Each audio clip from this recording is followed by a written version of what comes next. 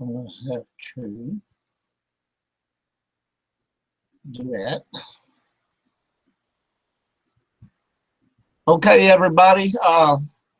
Sorry about this. We're having some technical problems, and Scott's going to be with us as quick as he can. He has to get some stuff set up. But anyway, you are on Half Past Dead Paranormal Radio. I am your host, Roger Belt, and I have Mr. Richard Ruland with me right now. And he is one of the guest speakers at the event that's going to be taking place. And yeah, see Paul's in there. Hey, Paul. Anyway, Richard, tell us a little bit about what's going on. Well, Scott and his late wife Jamie, they'd been to a couple of my events before, and they were fans of our web series that we had, and Scott reached out to me about doing this event as a memorial to his wife, and it's hard to tell a guy like Scott no, especially for the cause that it's for. And, right. This event is the majority benefactor of this event of the proceeds is going to be the COPD Foundation. I think it's like, to me, it's the new cancer. I mean, you can't count on your hands the amount of people that are untouched by it. So, to me, it's impactful. I think everyone that suffers with COPD and that was part of the cause for Jamie passing, is complications from COPD. So this event, OSPH, has been something that they have done every year at this time of year in August, and he asked me to kind of help out with the event with him a little bit, and so like I said, Scott's one of those kind of nice guys you just can't tell no to. So that's how it all got started. I understand what you're saying, and most of my Facebook friends in paranormal and otherwise, they all know that I have COPD, and I've had it I didn't find out until I was already in stage 2. And now my doctor says I'm probably in stage 3 now. And it's not fun. Not every day is terrible as of yet, but there's days that I wake up and I can't breathe, and I have to jump up, do the breathing treatment thing, and Right. Of course I've got 4 or 5 inhalers and 500 pills, and it's not a pleasant thing. No. Now I went through this with my mother. She passed 4 years ago from COPD, and I went through her being in and out of the hospital several times. One time she had quit breathing altogether, but they managed to get her back, and it drug on for a long time, and it was not pleasant. No. So the idea to me is, I mean, what Scott's doing with this, is it's to help with research, and I don't think there's a cure for it. I'm pretty sure there's not any kind of cure for it, but there should be some ways to alleviate, make it a little better, where people can live a little bit better life anyway. I talked to a doctor, a friend of mine that's who handles pulmonary care, lung specialist, and told him we were doing this event, and he said, "Wow," he said, "I've not seen anyone yet, para event or not, that really cared enough about this disease to do an event for it." And that kind of touched me, and I said, I know several people that suffer with COPD, and to look at the event, Scott's really doing a lot to try to give back to this cause, right, for Jamie's passing, and he's trying to make awareness happen. He's trying to get people out there. And you and I talked before we went live, and I said, my whole push behind this is simple. It's I've seen and heard, and we all get these emails, we all get these Facebook postings about go out to this con and see all these para celebrities and all this other stuff, and and that's cool. And I know a lot of guys are on TV right now, and and some of them are pretty good, and some of them, we won't go into that. But the thing of it is, if you're willing to pay your hard-earned money to do that and get nothing out of it other than a good time. This event allows you to be able to do something really cool at a really great venue Exactly. with some really experienced investigators, and we even have a medium coming as well, and really hit this place like an investigator. And in the same time, same token, you're giving to a foundation that's going to help people. Well, what you're doing is a lot of the proceeds of it are going to a charity. Right. To benefit people such as myself, and that's why I'm willing to do everything I can to help with it, because I appreciate what he's doing. Right. And like I said, I went through this with my mother. He went through it with his wife, and other people are going through this. Yeah. And if anything we do progresses the ability to live a better life, even though you're gonna have it, it's not gonna go away. Right. But if it can be easier to live with, then that's great, I think. Yeah, I mean, anything helps. At least the awareness is there. Yeah, and I posted a big poster recently on Facebook about this. And I'll tell everybody again now, right here live, I will tell you, if you don't smoke, don't start. Right. You started recently, quit, because you ain't gonna like where it's going. There he is. There he is. Hey, I finally stood my lazy butt up. Hello, Scott. Welcome. Hey, thank you, buddy. How y'all doing? We are doing fine. We are talking about right now about I was just telling everybody, if you don't smoke, don't do it. If you haven't smoked long, quit, because you ain't gonna like where you're gonna end up. I'll agree with that. And I hate to do this, on live, but you know what? I'm screwed anyway. Well, yeah, okay. I still smoke, and somebody might say, something like, "Well, you're up there preaching about COPD, and you're still smoking." Yeah, I am, and I've done it for, good God, I can't tell you how many years. I was one of these people that started like at a very young age, and some people can lay them down and walk away. Some people can't. Some people can do it with patches. Some people can't. I have went through every known type of, except for hypnosis. I haven't tried that one yet. But I have done patches. I've done that. What's the pills that you take? Chantix. Yeah, done that.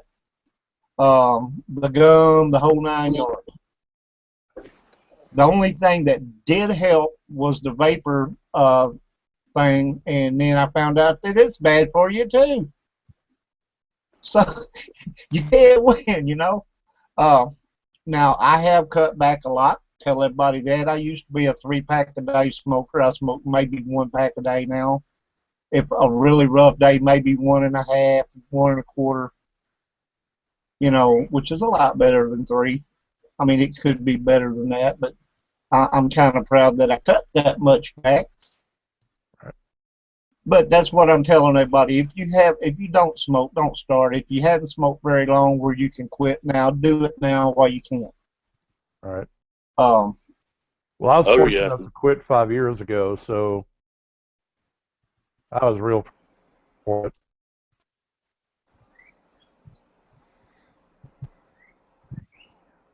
Okay, did you freeze up? What happened there? I know, I lost audio. I thought you froze up there. No, I just said I quit 5 years ago, and it wasn't an easy decision, but it's one of those kind of things where you either quit it or it quits you, right? Exactly. Hey, dude, my thumbs up to you. It wasn't easy. Yeah, I know. Trust me. I was not a nice guy to live with for about a week or so. My wife quit. She's been quit probably 8 or 9 years now, and she chewed a lot of gum, and that was her way, and it worked for her. But I mean, that woman chewed gum morning, noon, and night. and she's been quit for like 8 or 9 years, I think. Wow. And but my hat's off to anybody that quits. I'm proud of you. And I'm glad that you're going to be around longer. COPD and cancer are two different lung diseases. You may think because I ain't got lung cancer, everything's cool. Well, guess what's sneaking up on you? Exactly. So, don't think just because, you don't have lung cancer that you ain't going to suffer, because this one slips up on you. And most everybody that smoked for a while, you'll have some shortness of breath. That's natural. If you get physical, you're going to have a little shortness of breath.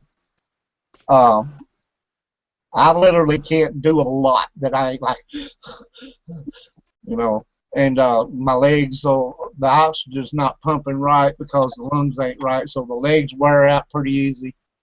I did the bypass because the one leg was blocked, but now that's fixed, but it's still, the lack of oxygen getting to my lungs to get to everywhere else, so my legs wear out pretty quick.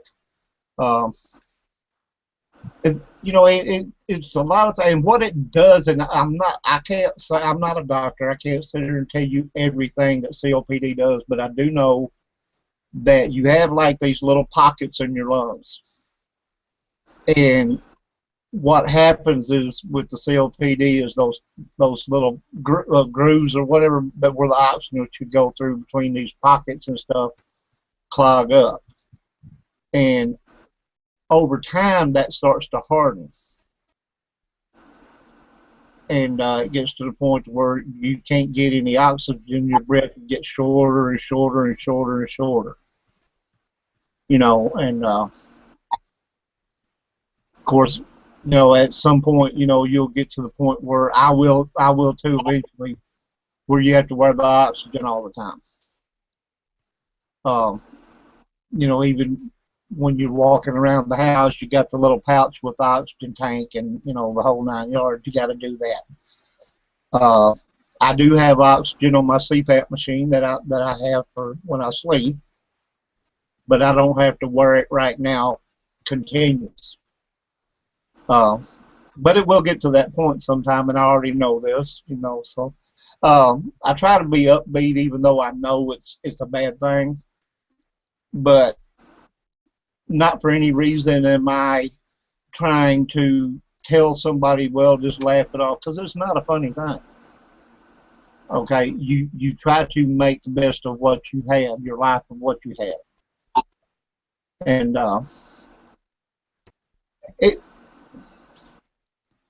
when I went through this with my mom, it was horrible.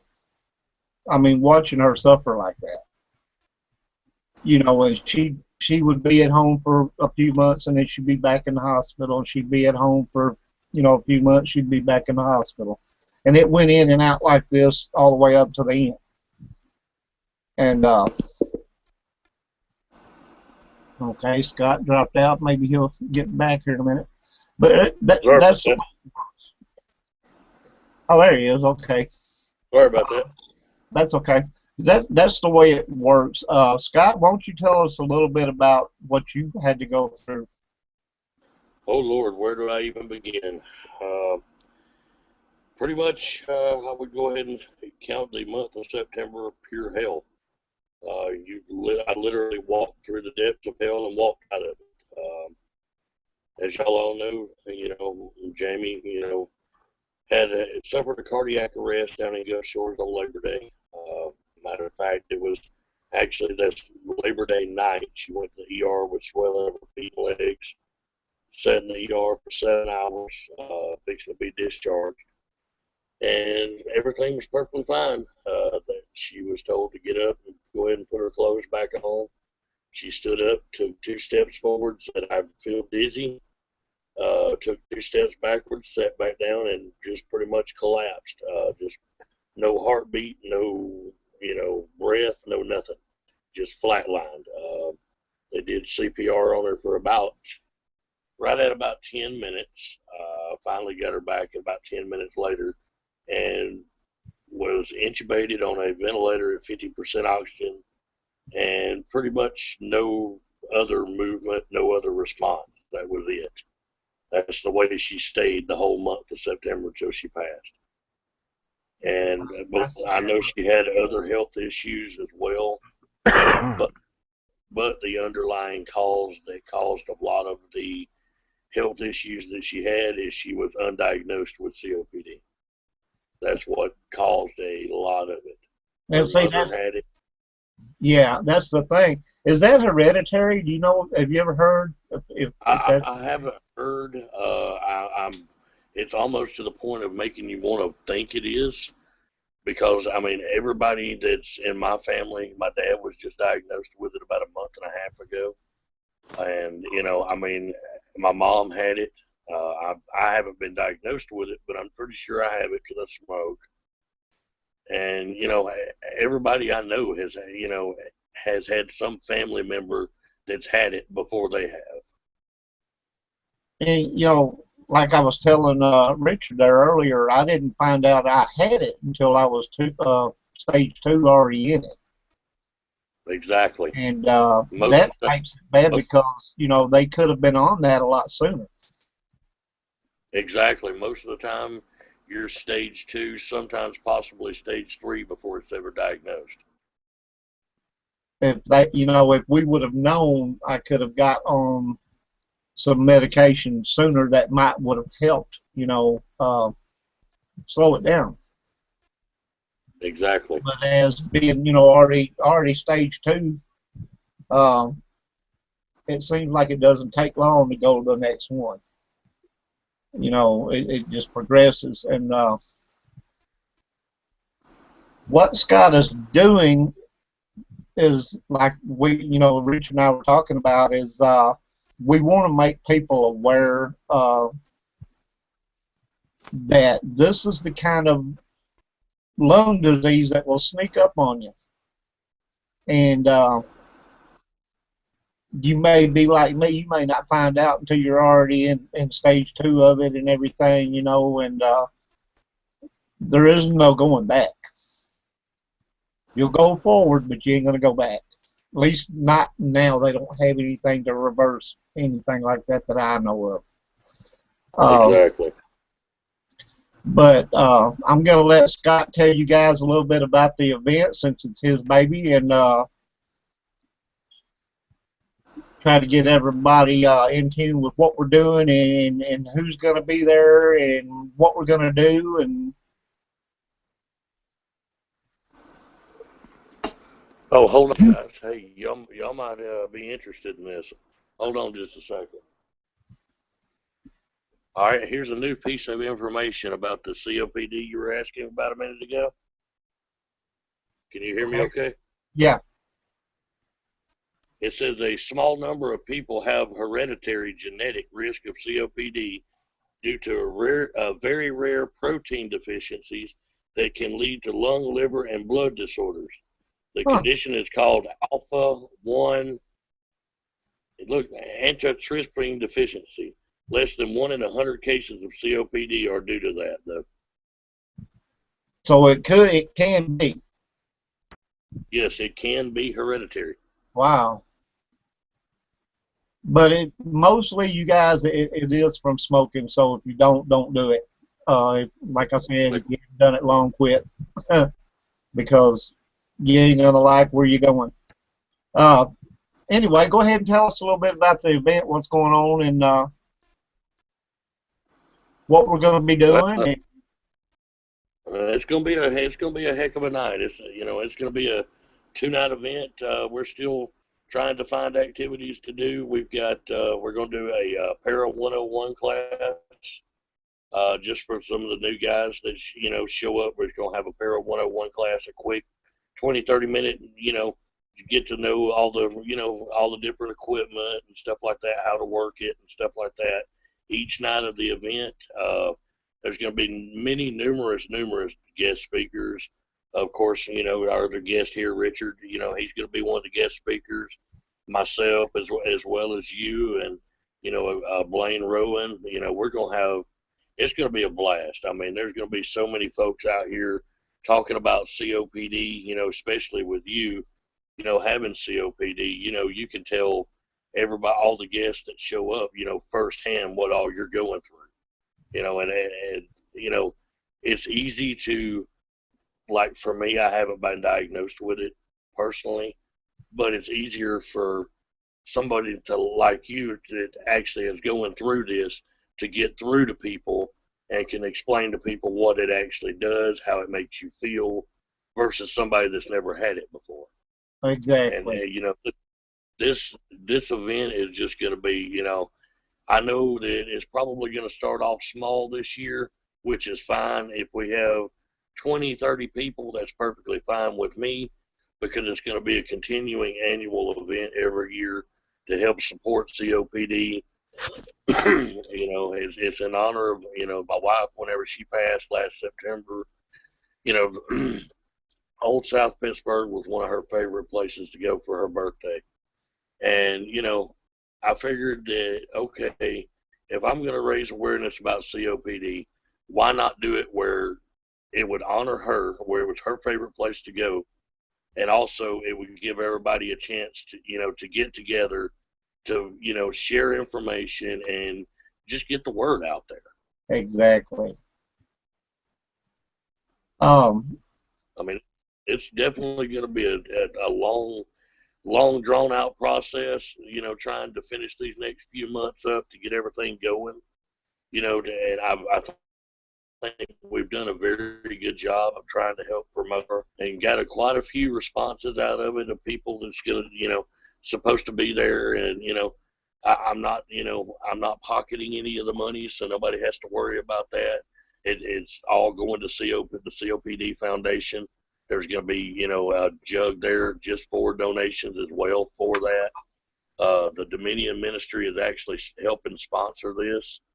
I mean, there's so many folks, like I said, Richard Rulin, Billy Joe, his wife, coming up. We got Michael Acosta, we got a lady named Trisha Clark. She's going to be a medium there. We got, myself, Blaine Rowan, it's going to be, there's still more people going to go. I mean, heck, there's one just told me that he was going to go 2 days ago. A good buddy of mine named Jeremy. He actually is a book author that wrote the book The Dwelling. He's actually from Louisiana. He said he's actually going to go and be a guest speaker on demonology. So it's going to be a complete 2-night lockdown blowout, is the way I put it. And there will be investigations both nights, everybody. So, if you want to come and investigate Old South, and from what I've always heard, that is a really active place. So I don't think you'll be let down.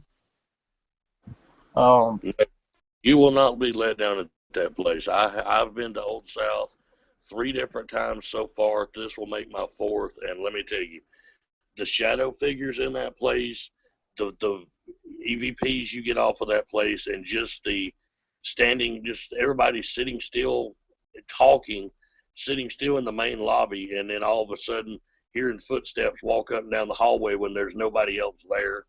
I mean, it is. I would have to say it's probably one of the most haunted place in Tennessee. Now you got to tell everybody about the lady. Oh, are you talking about Wanda? The one you were telling me about. Oh, you talking about Wanda that's real friendly with men? Yeah. Oh, okay. Yeah. Oh, Wanda. Yeah, Wanda's a nurse that used to be there used to be a nurse there. She's real friendly with men. If she likes you, trust me, guys, if you ain't getting no action at home, you might as well come to this event, because let me tell you, she's going to grab your junk. I promise you that. So one way or another, you're going to get it messed with, whether you're at home or you at this event. Okay, see, so Paul, you need to fly on over here, and Mary, tell all your men friends, hey, you guys want to have some fun, just come on up here to Old South, and we'll introduce you to Wanda, and everything will be all right. Can I jump in here real quick on something? Go ahead. there's been in the past couple of years, there's been a lot of para events that went south that didn't work out well, controversy, yada yada yada. This event's being ticketed through Eventbrite. What that means simply is that your ticket's guaranteed, your money is guaranteed. So Scott's doing this correctly. He's going through Eventbrite. That protects you, that protects him, that protects everybody. This event is going to be held at probably, I would say, is the number 2 hottest location I have seen and done in the last 300 that I've done. So, this is going to be a great time, held with a bunch of great people that I think you're going to really enjoy yourself, and you're going to really, like I said earlier, you're going to really help make an impact on people's lives. So to miss out on this, you really are missing out on something special. And That's let me right. interject there just for a second, just to reiterate what you just said. This event I'm going to go ahead and tell everybody, because I know this is live. The location is already secure. It's already been paid for. Everything has been paid for by me. I have already took care of foot the bill for everything. There's no way this is going to be canceled. So do not worry. This event is a rain or shine event. It will not be canceled for any reason, unless the hospital burns down. That's the only way this event don't be jinxing it now. They're talking about it burning down. Well, if it's going to get burned down, we're going to burn it down. But we're going to burn it down with all the activity. I hear you. Richard, you got any more input you want to throw in there? Yeah, honestly, I think we talked about a lot of it. I think the challenge I have is that, we said this before, and I don't mind beating a dead horse.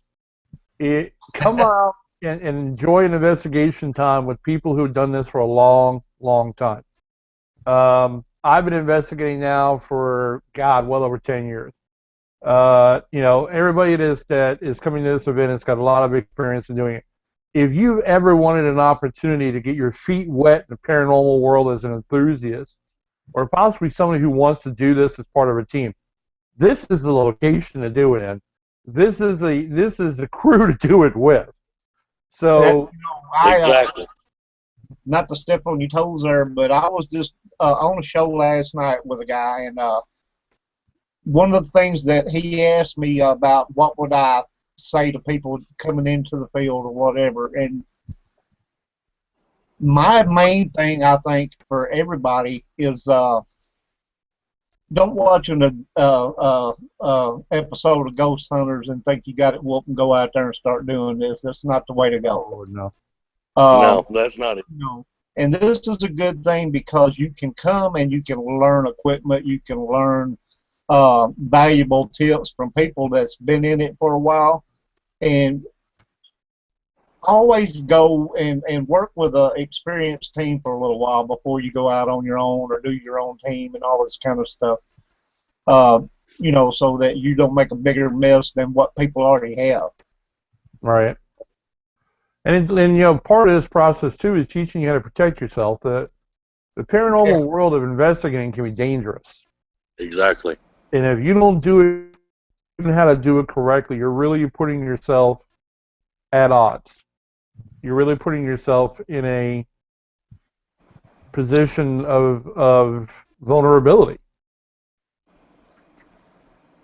And let me go ahead and say this for everybody. I have made the mistake. I don't know where everybody's from, but I'm from Birmingham, Alabama. We have a hospital here called Now I'm back Carroll. to not being able to hear you guys. Sorry. Can you hear me now? I hear you. Okay. There's a hospital here locally called Caraway Hospital. It closed down in 2008. It was the last opening day, Halloween day of 2008. My wife, Jamie, and I investigated it in December 2012. The first and only time I have left myself open and vulnerable, like a fool, thinking I knew it all, I ended up with a partial possession at that hospital. And let me tell you, I don't remember any of it. I don't remember over half of it. I'm going by what everybody that was at the event told me. Okay. He's saying he can't hear either one of us.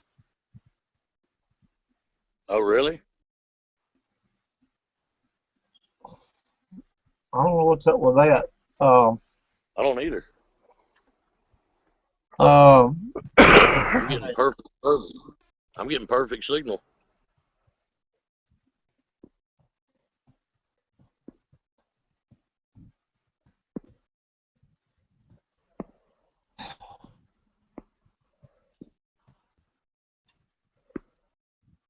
I don't know what's going on.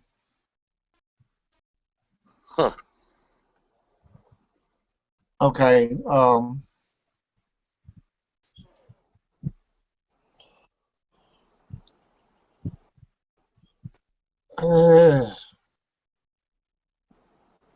I don't know why would his volume went out.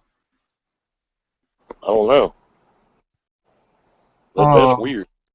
Yeah, it is.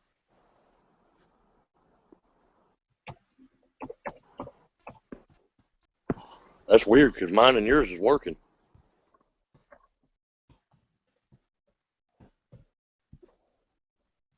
Maybe if he goes out and comes back in, it might straighten it up. I would try that because I mean yours and mine is working. Yeah. See you, Richard.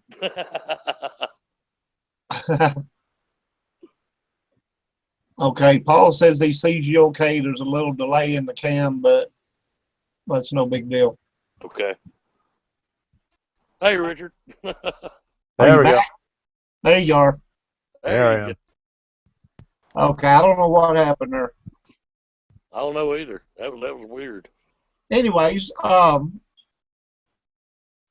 we're gonna continue and just I want to, as Richard said, I don't want to beat a dead horse, but I want everybody to be assured that you know you don't have to worry about your money. Everything is going to be on the up and up. It's not going to be like some of these paracons where you hear about, you know, so many people getting beat and this will be done through a, you know, well, through Eventbrite also, but you can pay at the door, but I promise you, if you do, your funds will be sent to where they need to go. We're doing this to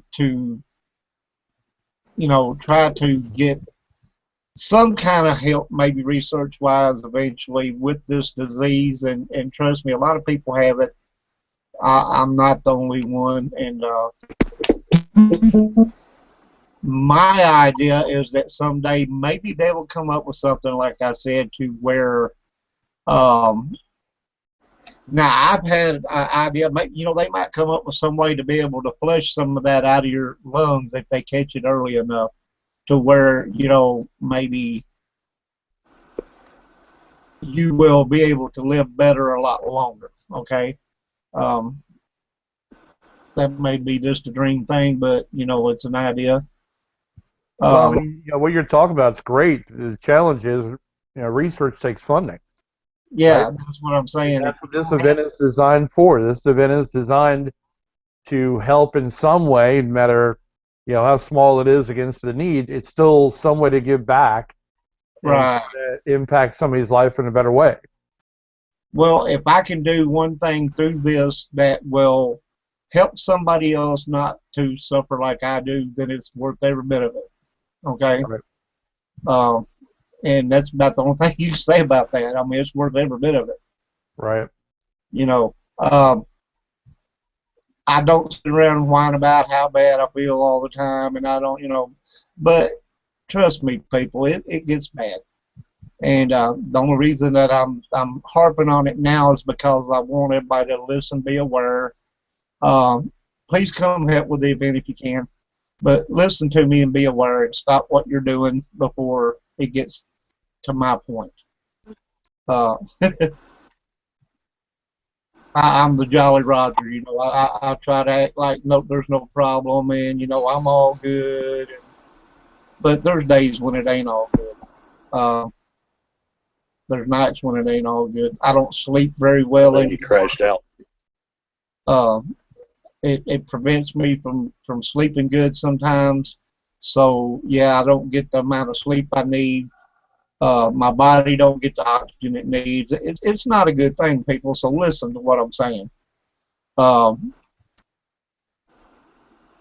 you know, we do want everybody to know that you're going to have a good time if you come.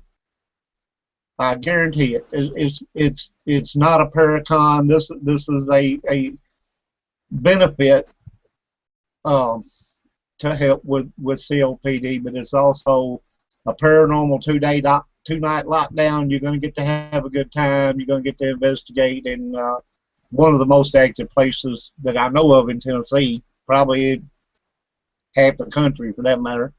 But you're going to enjoy it. So, you know, everybody that can, come on up. It's August 26th through the morning of the 28th. There will be food there. We're not having smorgasbord steaks and ham, but you know there'll be food there, and I'm sure stuff to drink. Now I'm not talking about alcohol,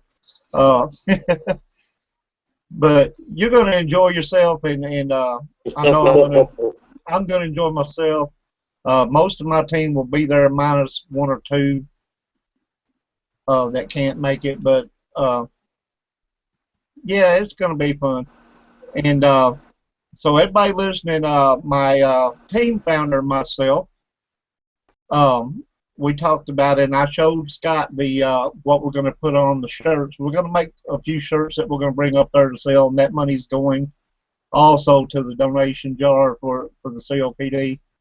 And it's basically Half Past Dead Paranormal Investigations 2016 COPD lockdowns, what it's going to be. And like I said, we're going to bring those, and anybody that wants one, they're probably going to run around $15, and that money's all going to be donated also. Well, let's be sure you have the big boy sizes, will you? Now we were gonna, I don't know, we were gonna bring up to a 1X, and I'm a 2X, of course, and so I need some sizes so we know, kind of what we're looking at here. But we really don't want to put a lot of money into a lot of bigger ones that we may not get nobody to need.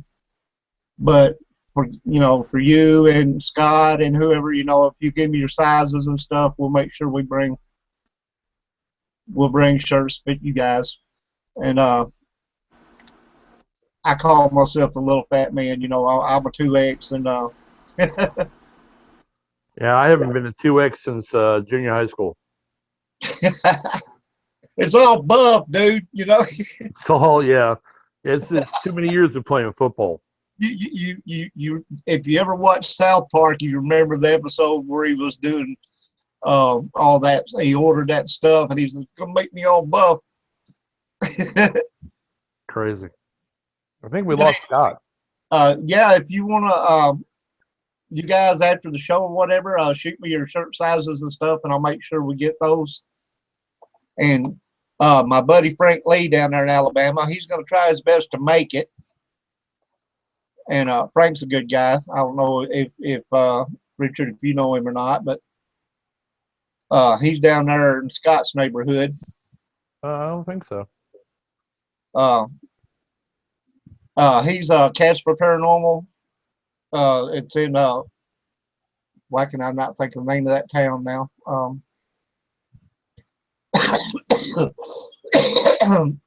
Anyway, if he comes, you'll like Frank. Frank's a cool guy. I told him if he'd come, I'd bring him a shirt.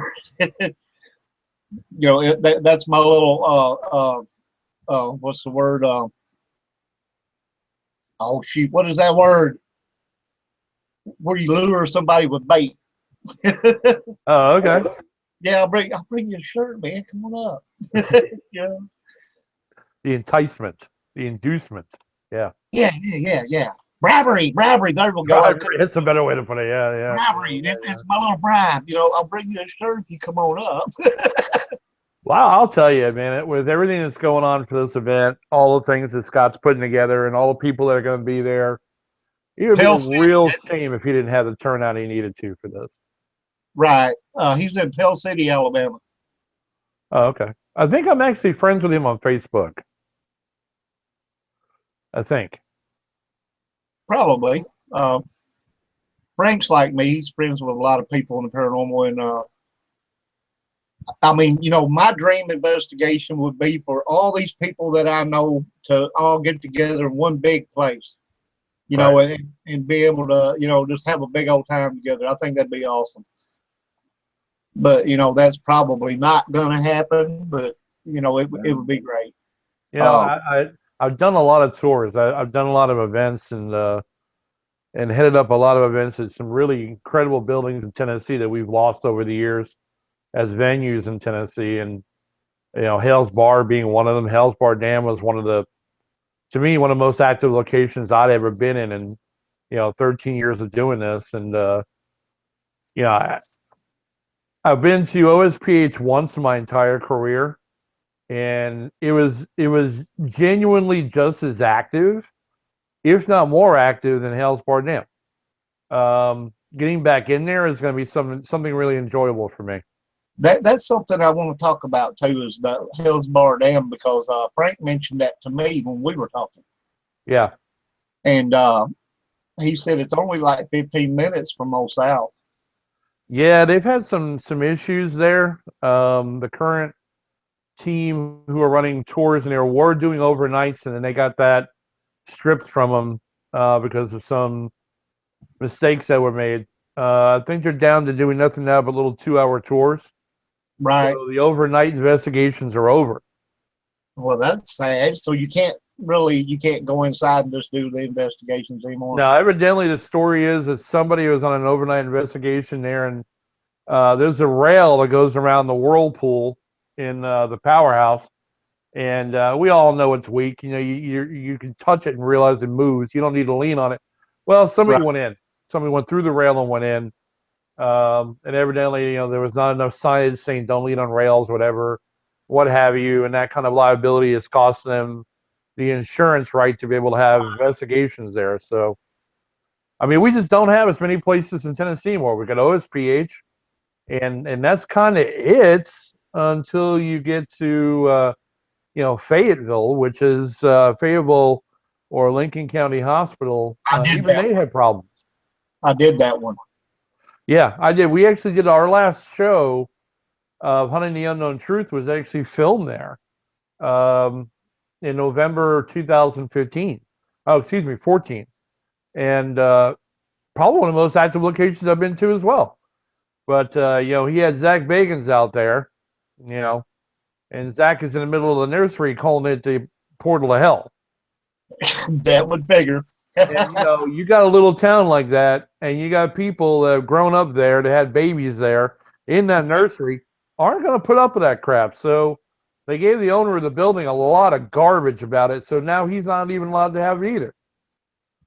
Well, we were there. When was we there? Year before last? I think 2014. Yeah. Maybe. And one of the experiences that I had, and this one ticked me off. I have my Sony night shot I use a lot, and I turned it on and I was fixing to head off down the hallway, right? And it decides it's just going to shut off. Okay, well, fortunately for me, I had a rewritable disc in it because it's a mini DVD. And so I just reformatted it and started it back up to go over it. And it showed that everything was good, and I went, I went down one hallway, I went down in the basement, and I did all this stuff and everything, and yeah. Come back up, and I had over an hour or something, supposedly on this DVD. And when I got home, that sucker was blank. Well, yeah, I'm like, are you kidding? You know, yeah, and I laid my recorder down on the stairs at one end of the building where I went down to the basement at. I'd laid my recorder down on the stairs and forgot about it. How I did that, I don't know. My mind was like, I had the camera in my hand. So I left my recorder there, went down there, did all this stuff, came up by another way. right, And I get back up to where we had our command set up there in the front, where you come in at and everything. We had a generator set up, and we had, our command set up there. And I realized I don't have my recorder. Where's my recorder? Why do I not have my recorder? So then I take off looking for my recorder, went down this set of stairs, went down in the basement, looked all around, everywhere that I stopped at, and couldn't find it. I'm like, well, now I know I had my recorder down here. I could have swore I had it down there. And finally, just so happened that Dusty Ward, our team leader, him and one of our other investigators had went down there. Well, they came up that last set of steps that I was on, and there it was laying where I set it down at. He brought that. Did you lose something? yeah. We filmed there. That was a live show. It was out of the 46 minutes of the show itself, because you got to leave time for whatever. We had 20 pieces of evidence inserted in the show, and a lot of audio, a couple of video pieces, but there was just so much going on in that place. And I was in OSPH the first time I was there. I was only there about 4 hours, and again, we probably had 15 to 20 EVPs in about 4 hours that were Class A and clear that you could have inserted in a show and done something with. And that kind of makes me a little anxious about getting back there and seeing what I can do with the number of people I have as well, and seeing what we can get done. Well, I in the Fayetteville Hospital, I only got one EVP out of that place, and I got it down there next to the operating rooms. Right. There's a little room, if you go through one of these operating rooms, there's a little room that goes in, and it's like a little bitty room that's got cabinets and like, if I remember right, there was even a coffee pot sitting there that probably been left there. Right. So it was like a little place where I guess, they could go in, get a little cup of coffee or something, before they went to do whatever. Anyway, the only EVP I got was right there, and it sounded like a little boy moaning. Right. And it was really clear, but it was the only one that I got. Now, we had another guy, Roger T. Hill, that's out of Smyrna, Tennessee, was up there with us, him and one of his team. And he was using Spirit Box, and he was saying that he got a lot of stuff out of this one room on the Spirit Box. So, it's a good place, and it's sad that stuff like that happens, and all it takes is one. And I'm going to blurt this out and say it like, and everybody knows me on Facebook to pretty much say what I think. It only takes one idiot to ruin it for everybody. Right. One person do something that they know they're not supposed to. And that's because it's all about me, me, me. They just don't realize the consequences of their actions, and it's even shocking too with the amount of teams that OSPH has had to go through it, that it hasn't been, brought to a point of, hey, enough's enough. It's one of the few venues that remains, true to itself and doing what it needs to do for the paranormal public.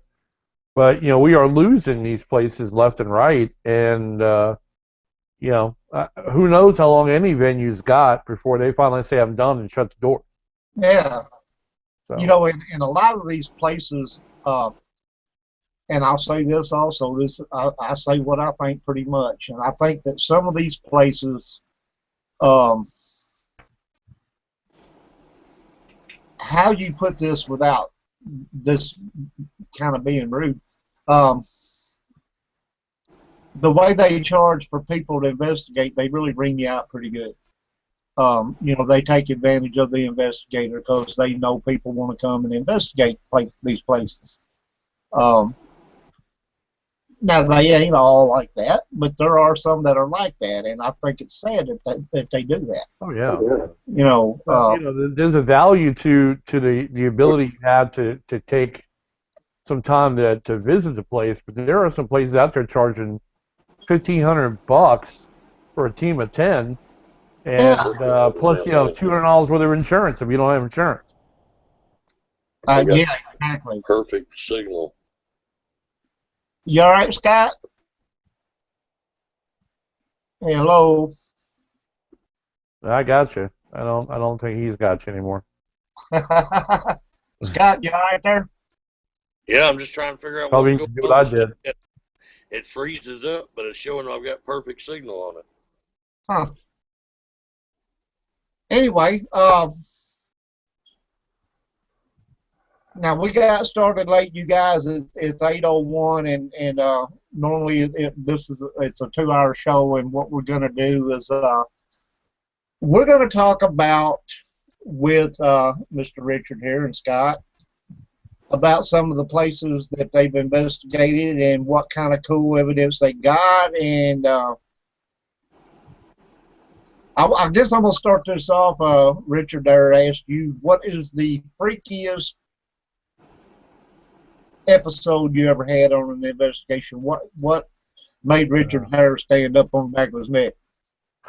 I had the worst thing that ever, or the weirdest thing that ever happened to me was the first time I ever got passed through by a spirit. We were in a building that I had, still to this day, 6 years later, have a ton of evidence I've compiled. And there was tale of a young lady or young teenage girl that had passed that was in the building.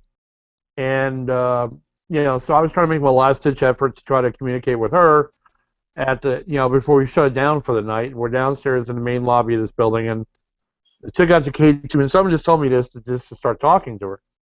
So I had to look, if you're here, do me a favor, just touch this device. And she actually passed through me. Now, if that's never happened to anybody before, it's like somebody took a battery and just put it on your chest and jolted you with it. And when she did that, I went, whoa. And then her EVP come back Class A. I bet I shocked you, didn't I? And it was this a really funny, weird instituted situation to me, because it's something that normally people don't get, or people don't have that opportunity to go through. That's one of probably 30 that I have. That's probably one of the coolest and weirdest at the same time. Scott, what about you, babe? Probably the weirdest one I've ever had so far, I would have to say, is what actually got me started in this to begin with. Back in 2001, when I was married to my first wife, my mom passed away in '99, had a massive heart attack. I got married in 2000. Back in 2001, we had a living room, dining room combo. Both couches, I had the couches, 2 full-size couches set up in an L shape. She was asleep on one, I was asleep on the other during the day, nothing wrong. All of a sudden, something told me to wake up. As soon as I opened my eyes, I saw an image of my mother, just as plain as day, like you and Richard are, standing over my ex-wife with a butcher knife. Dang. Still to this day, I don't know. Yeah, that's what I said. That right there is what officially got me started in this, and I have never looked back. And that right there is today, still today, gives me the damn chills. I bet. That's pretty weird and creepy, dude. That'll do it. I mean, that just told me my wife or my mother didn't approve of that woman. You reckon? But and I talked about this last night on the other show that I was guesting on. Um, as much as I dislike the TV shows, the paranormal TV shows, because I think a lot of it is built up rating crap that's probably half true and half not. Ghost Hunters actually was the reason that I started doing this, but it wasn't the reason. As I explained to them, it wasn't what they were doing and how they were doing it. It just all of a sudden it dawned on me, because for years, you know, when I was 9 years old, I saw my neighbor's mother, after she passed away, walk past us on the sidewalk. It was just as real as you do. You know, a 9-year-old kid, that's pretty freaky. And my little brother, he's 3 years younger than me, so he was about 6, 7, give or take, and I was around 9, 10-ish. You know, of course, we'd run in the house, lock the doors and everything, and I'm telling my grandmother and all of them, you know, I saw a ghost, I saw that. No, you didn't. You know? So over the years, you know, other little odds and ends happened. But it wasn't until I was in my late 40s, I guess, first time I saw Ghost Hunters episode. And I sit there and watch this, and I'm like, I can do that. I can find out why I saw my neighbor's mother way back when I was a kid. You know, I can find all this out. And then I jump over to the Gak Boys, Zach and all them, and I use the term that he used in the intro that they used way back in the beginning, where he's talking about, there was this ghost in my face, and I set out on a journey to catch this on film. That's where I went. You know, I want to get this.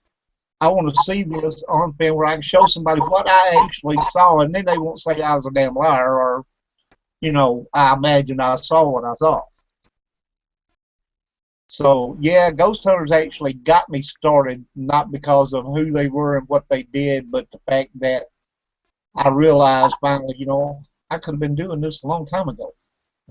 You know, all I had to know was, you know, how to use this equipment, and you know, and like you said, that started it, and I just never looked back. I think, you know, and I tell everybody that paranormal investigation to me is a 3-part job. Number one is, you know, if you're helping a client, you know, they're number one. But also, you know, you may have spirits that need help, so they're number 2. You know, and then number 3 is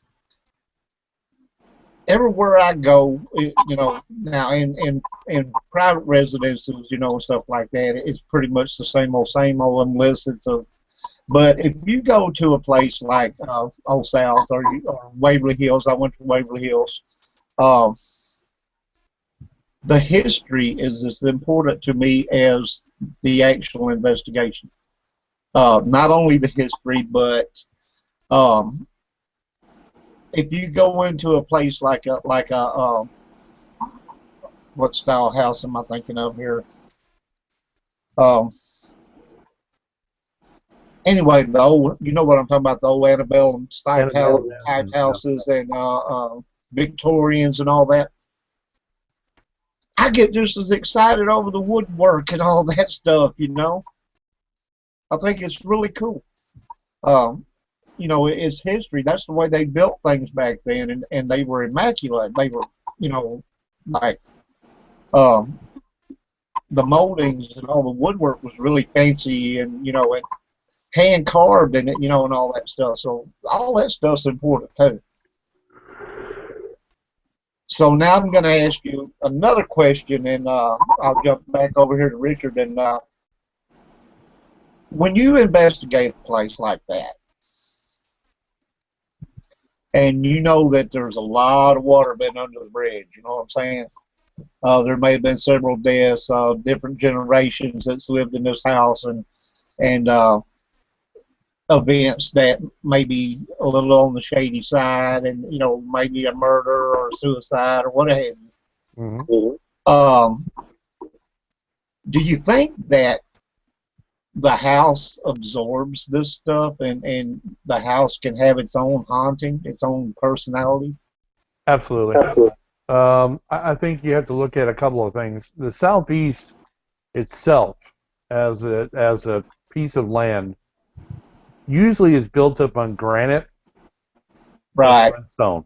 Okay, so not only does wood absorb energy, now you also have it planted on a granite and limestone package.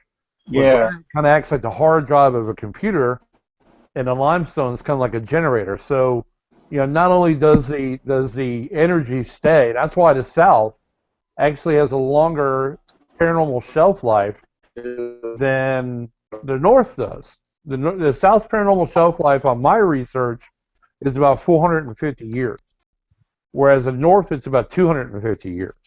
And that has almost everything to do with the geographics of the land that we're on. I agree. But that's, I've always felt like, a house has its own personality. Sure. You know, you may have entities in the house, but the house itself has a personality. And I wonder if that the house itself may be interacting with you, not just the spirits in the house. It's possible. And you got to look at things from all kind of angles. We don't know near as much about the paranormal field as we would like to. It's always a learning experience. Right. So, if that's possible, maybe that's why you hear sometimes about not necessarily entities being exorcised from a house, but the house being exorcised. Right. Because the house has that energy, the house absorbs that energy, and it's there. Even if you get rid of the entities themselves, I think it's still there. It's absorbed into this dwelling, Well, I worked with several mediums over the last 10 years because I work with a medium almost every investigation I go to. I think they have invaluable input if you have the right one. Yeah, Paul. You gotta have the right one. Like a battery. Yeah. So, and in the interactions I've had with the right ones, they do talk about the energy of the house itself. They do talk about, depending upon the house or even the building, because so much gets absorbed into those places metaphysically that there is pretty much a personality of its own. So yeah, I've heard that to a point from a couple over the last 10 years that buildings like that have to take on their own personality. So yeah. I don't know if Paul heard me over in the chat room, but he was saying granite could act like a battery, and yeah, it could. It's it's the different, and of course, if you have crystal deposits, that's even more of a boost of energy for it. Yeah. Railroad tracks. Big EMF boosters. At Hellsbar Dam, it was the fact that the turbines are below the ground and they create a natural whirlpool. That is a natural EMF deliverer or pump. You have those kind of things that just happen to be, and you'll have some entities that are they're the type of entity that lives off the energy of the land itself. There's elementals that live off the energy of the land itself. So there's a lot going on around this place. I actually talked to a guy a long time ago, and he was a retired NASA scientist, and he said to me, after 4 years of crunching the numbers, that there are 50 entities for each living human being. Oh, I don't doubt that. Right. That number is pretty staggering when you think about how many people are alive on the Earth. Well, you think about how far back humanity goes. Right. Okay, how many deaths from all the thousands of years ago.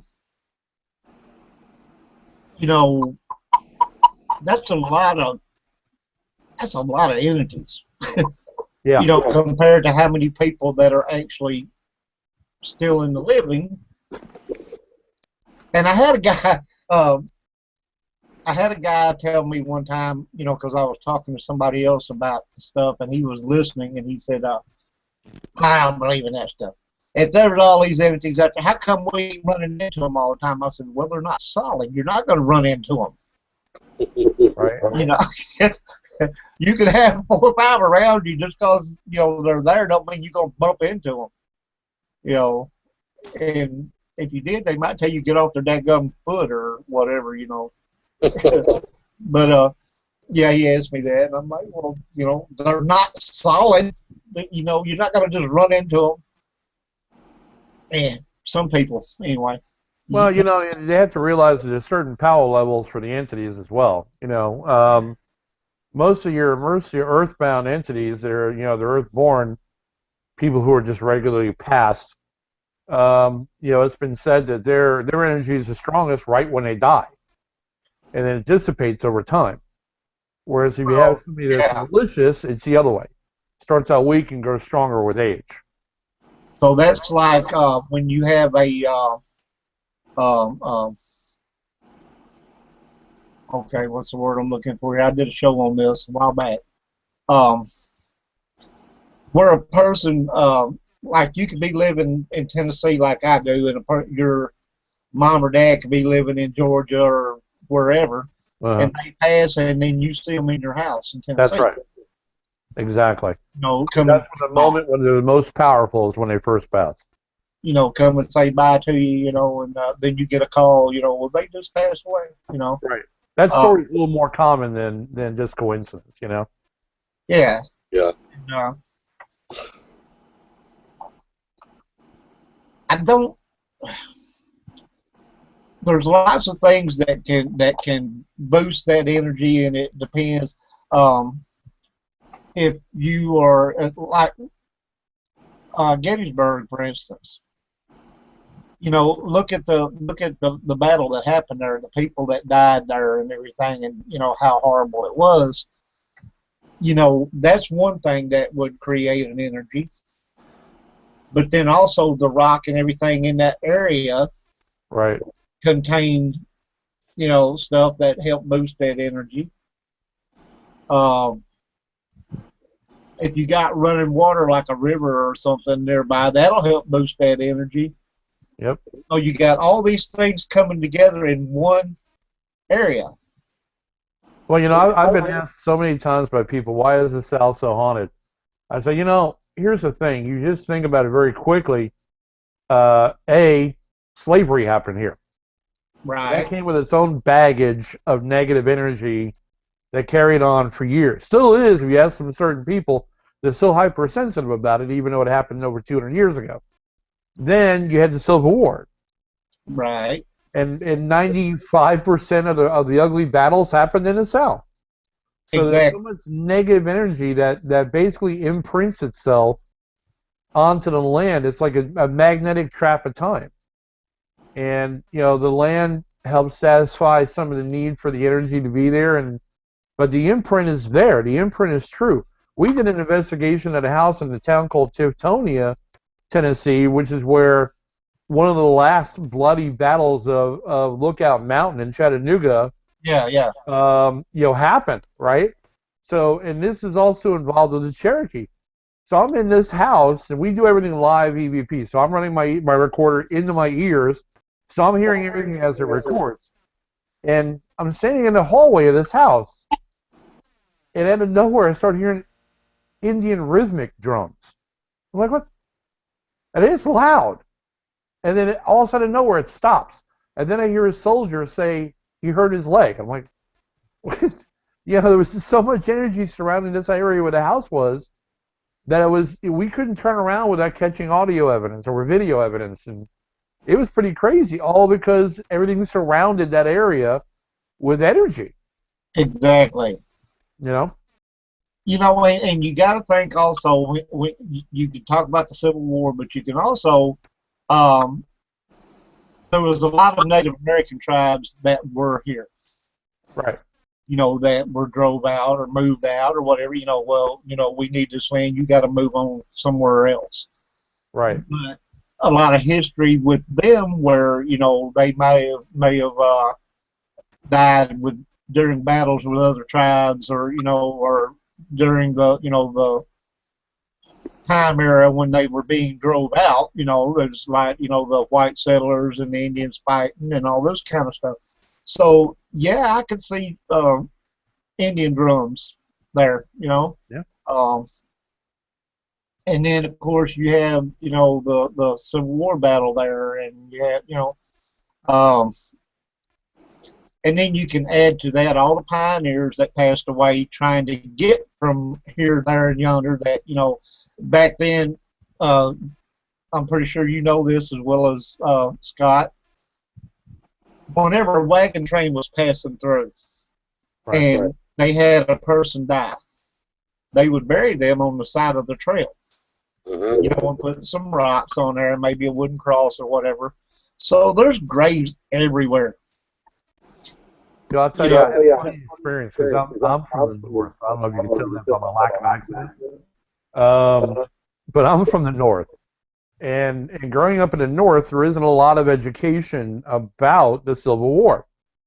So we got invited to do an investigation and film a show at a place called Southwest Point Park in Tennessee, in Kingston, Tennessee. And what it is, basically, it was a fort that was built on this land in 1797.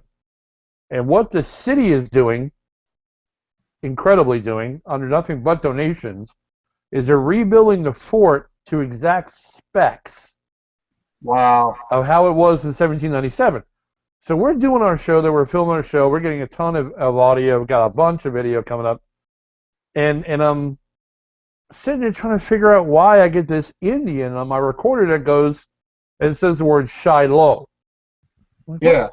What does that even mean? I mean, I'm sitting here in a military fort going, why am I getting Cherokee Indian in a military fort?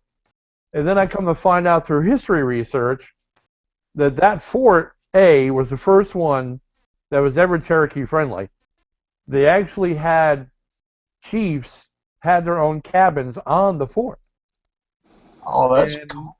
And it is also the first camp that ever turned over to the north. And I was wondering why I was getting told, get out Yankee. Now I knew. You know, so I've had some really strange revelations come up. And they actually said, get out Yankee? Get out Yankee. And, you know, I had a hard time grasping that. I'm sitting there going, man, you know, I've heard some getting Indians telling me Shiloh, which I come to find out basically means Messiah.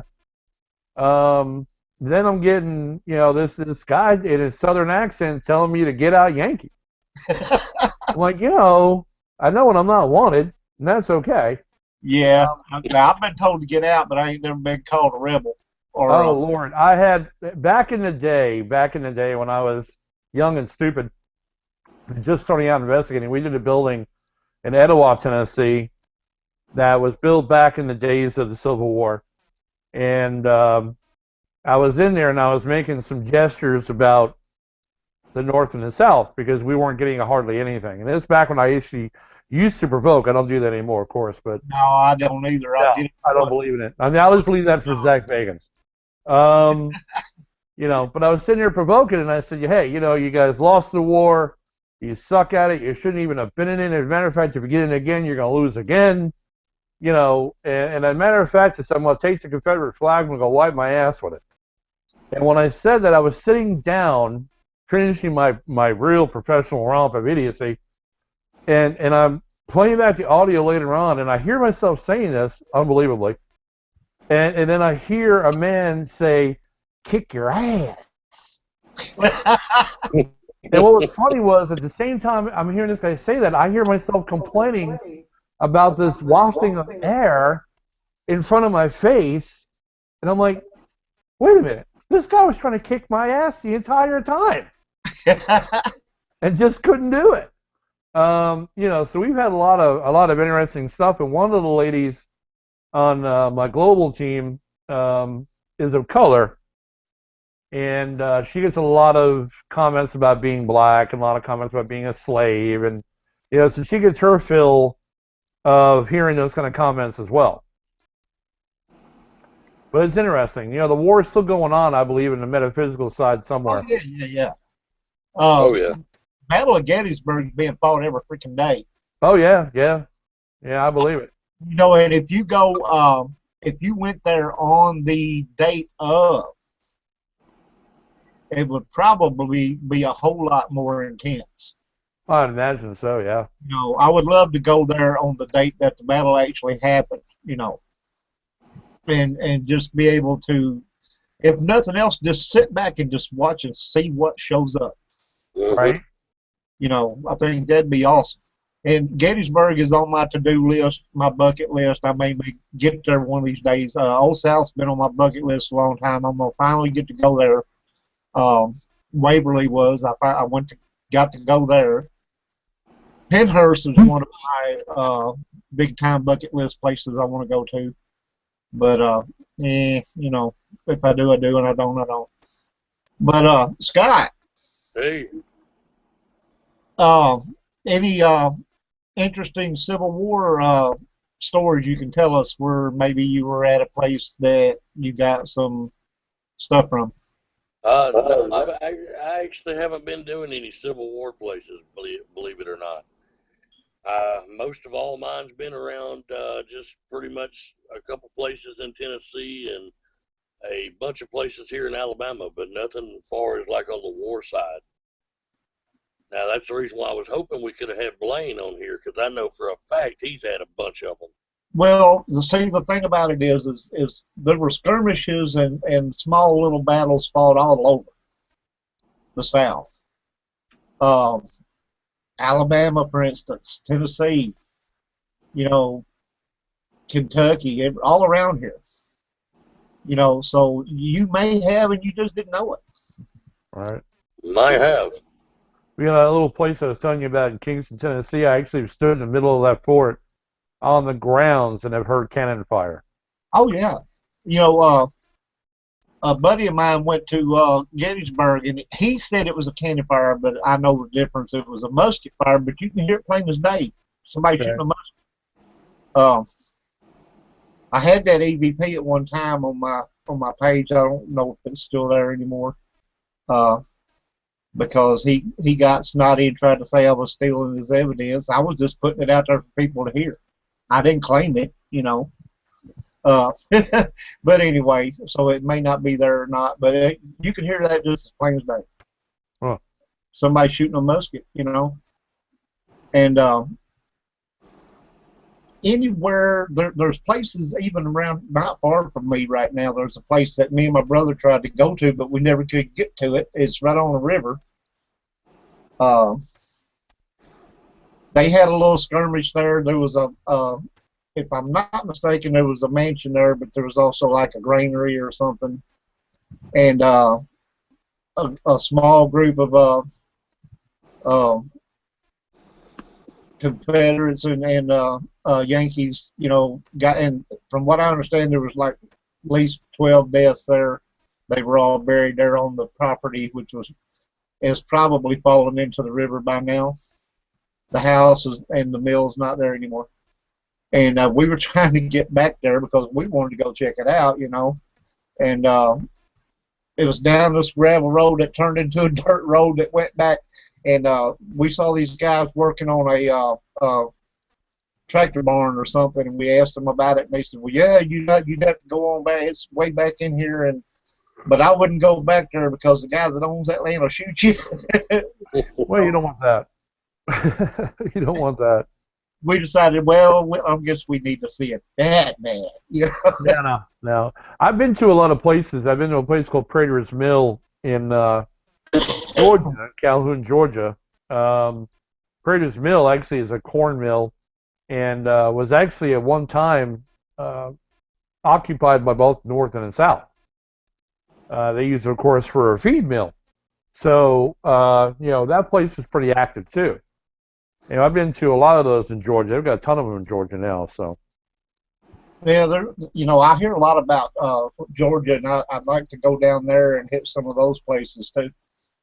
You know, my deal is, I'm disabled. I'm on fixed income, and Uncle Sam has decided not to give us our Social Security raises for the last 2 years, and so it's kind of hard to be able to scrape up money to make these journeys, and be able to have somewhere to stay and eat and sleep, and so. But anyway, uh, I want to go. There's some places in Georgia I'd like to go to that are really interesting.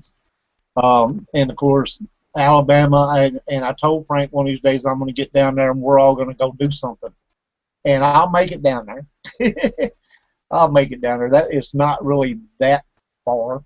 In fact, I don't think it's no further to where he is than it is from here to Old South. So if I can make it there, I can make it to where he is. Well, Frank, are you talking about Frank Lee? Yeah. Well, hell, he ain't about 35, 40 minutes away from me. So yeah, I'm gonna make it down there. And Roger T. Hill, he's down there in Smyrna, and there's a mansion down there that I want to go to. And we were supposed to go. He was supposed to set that up. I don't know whatever happened with that, but the plan was for us to go there, do the mansion, and then when we leave there to go on down to Pell City, and we haven't got it quite worked out yet. But Well, I'll tell you, there's a place in Columbia, Tennessee called Athenaeum. And if you get a hold of Tricia Clark, who's going to be at the event, she actually helps manage that property. And they've got some pretty inexpensive rates to investigate there. And it's an antebellum mansion from the war. Oh, cool. And she actually did a show. There was a television show on that had a country music singer on, and they wanted to go do a ghost hunt or a tour, and that's the place they picked. So she was on that show. But the evidence that she has sent me is pretty compelling. For that place, it's a really pretty old mansion, and it's a museum during the day, and of course, it's a haunted venue at night. Right. But it's called Athenaeum, and Tricia Clark manages that, and I think they do a really good job for a really good price. Right. I have a problem personally because I'm cheap. So, these places that want to charge you $1,000, $1,500, $2,000. I'm like, look, it's an abandoned building 3/4 of the time anyway. Exactly. And that's ridiculous, And I've been to some that because we were doing the shows, he'd let you in for free, and that's fine. But the places like Kingston, Tennessee, the Southwest Point Park, it's open to the public. They don't have any real problem with you walking around down there. When you're doing the shows there, they're getting advertisements. So yeah, I can see where. Oh, exactly. So that's kind of like you paying your way through their advertisement. Yeah, and we like to work with the places that have the road less traveled. So, like I said, we're working on 2 different television show projects right now, and I'm kind of glad that they're going the way they're going because they're going to actually go to a lot of places that aren't big and blown out, and exactly. They're not the road. They are definitely the road less traveled, and I'm really happy to see this project. I just got my fingers crossed that the project is going to work out and it'll be a television show. But I'm real big on that. I'm real big on helping a little guy. The Kingston Southwest Point Park in Kingston, Tennessee. They do everything by donation. So they have a website. I announced on my show to try to help them out. Places like that, I don't mind helping. It's right. The ones like you said earlier that we talked about that, they want to rip you blind. Yeah. And I know for a fact that OSPH is not a cheap venue to be at because it's so big a venue.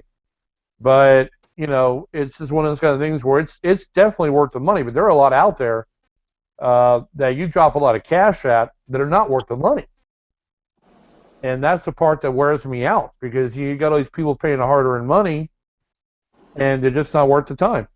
You're talking about that, heck, Richard. You try Sloss Furnace here in Birmingham. No, sir. No, sir. I called Sloss Furnace once to do a show, and the lady there said it was going to cost me $850. Yeah. Then a mandatory $50 an hour security price to pay for a security guard. I said, ma'am, 3/4 of my team are heavily armed anyway. Exactly. No, it doesn't matter. It's mandatory. So for us to go there for 10 or 12 hours to try to pump a show out that quick, you're still talking now another $600. Now you're at $1,450 for a place that I have been told is contaminated by the audio evidence from the highway. It is. So, I mean, yeah, it's got a great history, and yeah, it's been a couple of shows, yada, yada, yada. But at the end of the day, how do I go to a person on my team out of 10 people and go, look, you're going to need to put out $150 out of your pocket. We all work hard for the money. Right. You know, so for me, like with Antoneum, I think it's $30 a person, you know, and to get into this building for a team of 10. And, you know, and I'll pay that. Right. Tell me I got to pay $150, you're living outside of your mind. Exactly. Because I can go right on down here to the good, the good empty building down the street. I can catch EVPs all day long for free. Are you able to hear something funny? What's that? Sloss is open to the public every day, 7 days a week, and you can go in there and catch EVPs all day long in the But daytime. if you go at night, it costs you arm and leg. Exactly. And that's because they know that most of your paranormal people want to go at night so they can use the night vision and all the fancy, you know, equipment at night. Oh, Richard, by the way, your $50 an hour security fee, you know what that's for? What's that? That's to pay a woman to sit there in the office and drink coffee while you do all your stuff until you decide to leave. I imagine, man. The gate. Yeah. I imagine. I mean, you know, again, that's all it is. That's all it on is. my team, at the time you're talking a former Navy SEAL who is more than happily trained. I'm a former New York City police officer. The other guy on my team was the off-duty Maine County Sheriff's deputy. We're good. You know, we're good. Exactly. But, yeah, I mean, those are the kind of places that I will balk. I've had people, you know, they go, well, you know, no offense, but, you know, the Waverly was one of them. They're expensive. And they're like, well, have you ever been to Waverly? Nope. You ever been to Sloss? Nope. I've always wanted to go to that Trans-Allegheny, but I've heard they're free. Yeah, they are. They're $1,500 plus They want you to fork over $250 for insurance and all that stuff on top of their outrageous price that they're charging you to go there. Good God. But then, you know, you got to realize you're also looking at, okay, so now you got to drive up there. You got to get a hotel room. Yeah. You gotta pay for food. You got fuel. You know, I mean, my God, before you're done, you're putting out $300 a person. Exactly. You know, and the places, like I said, like Antoneum, Elm Springs in Columbia, Tennessee, that's another one. That's another house that does it. You pay $30 a person, you get an 8, 9, 10, 11-hour investigation for $30. I'm in. Oh yeah, I'm in 100%. Yeah, me too. You know, and it's just one of those kind of things that I won't pay the ransom. There's a place out on the line of Virginia and Tennessee. It's Colonel something Major Graham's mansion. Yeah. And they want $1,000 just to step on the property. Good God. And I'm like, where do you get off? Exactly. $1,000? Are you crazy? But unfortunately, you got a lot of teams out there that'll pay it, thinking, "Oh, it's got to be crazy because it's $1,000." And no, it's not. I've heard people that have booked that place and got ticked off because you know, they went out there and paid their cash and got nothing. Mm-hmm. Is you know, I'm not cheap. I just don't have the money. Okay. So why would I try to scrimp and save for a damn year to go to this place where I might get nothing? Right. You know, and pay them through the nose. I'm not going to do that. I think that they take advantage of people, and because they know there are people that's going to do it. Exactly. Right. And you know, you can segue that into the conversation about this event in particular with OSPH. OSPH has been on enough television shows, has been proven a viable haunted location. But if you've been concerned about putting the money out of your pocket as a person to go to this event, now it's cheaper than booking the entire place yourself. Yeah. Go to this event now. Be with people that have done this for a long time and can teach you how to gather evidence, give you the education necessary to get you started on the right foot. Yeah. And do it cheaply. Well, put it this way. I'm not going to let the cat out of the bag, gentlemen, but I'll put it this way. For a weekend for a normal person, for 2 nights, it doesn't matter. It's just for one person trying to book this place, OSPH, you're going to fork out almost $1,000 for 2 nights. Oh, yeah. So $175 for 2 nights, $100 for a night. Yeah, okay. Gives you a place to stay, gets you also food, also a live investigation, speakers, COPD information. Yeah, that's a deal to me. Yeah. We even got a deal on the hotel for $70 if people want to use the hotel. Exactly. Yeah, we got that deal as well. Yeah, all in all, you can't beat it. And as Richard was saying, you get the hands-on experience from people that's been there for a while. If you're a thrill seeker, and that's what we ran into at Waverly, was a lot of thrill seekers. We had 2 groups there when I was there, so there was almost 20 people there when I went. And the only thing that I will give Waverly is it's $100 a person for an 8-hour investigation. But you're not locked into these groups. You can go off on your own. You can do your own thing. So yeah, it was worth the $100. Okay, but you go to these places and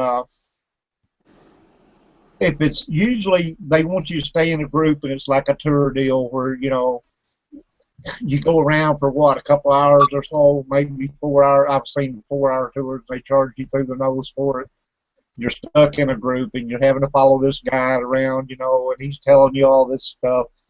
How can you can't investigate like that? Well, Scott, we're not doing supervised groups, are we? No, we're just like if there's going to be a group or something on the first floor. The only catch is that nobody can be on the second floor. They'd have to, the next set or whatever would have to be on the 3rd floor. Well, I'll tell you, a lot of times wouldn't contaminate. Well, yeah, and I agree with you because you're walking on the floor above you. They're gonna take that as footsteps. Yeah. But I'll tell you, there's a lot of people who are experienced investigators that won't go to an event like this because they think it's going to be supervised groups. If you're an experienced investigator, come out to this event for the cheap price of $100 or $175 for both nights. Go on your own. Be the big boy or girl. That's fine. Exactly. At least come out and have a good time at something for a worthy cause. Hey, come out and enjoy yourself. That's what it's about. And I like doing things on my own, but I also, I think it's really neat to get to, to meet you guys and to be able to work with y'all and stuff like that, so all in all, it's a good thing. You get to work with some people, meet, some good people, and then if you want to go off on your own, take off, Right. You don't need nobody to hold your hand.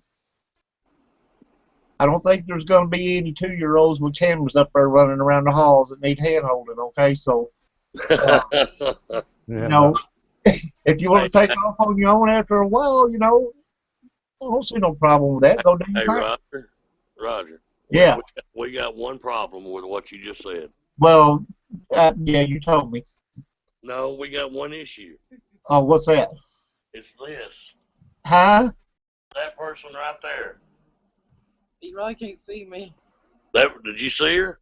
See who? Nope. Who am I supposed to be seeing? Did you see her? Oh damn, she's hiding. Hang on. It's my little ghost. Ah. The bait. I can hear, but I'm not seeing anything. You ain't seeing nothing. There you go. I'm invisible. I still don't see anything. Well, let's pull it up on mine. Okay, I'm not even. Well, now I see you, but when you talk, there it just goes black. What's it doing now? Going black. That's Tested. Every time you talk, it goes black. Yeah, I see your picture until you start talking, then the screen just goes black. that's weird. Like Paranormal. invisible. Well, it was my girlfriend, but of course, apparently she's a ghost. It's Friday the 13th, folks. Hey, it is Friday the 13th, guys. You never know what in the hell's going on around here. Exactly. But anyways, like we're saying, it's going to be a lot of fun, and you can meet some good people and get to investigate with some good people and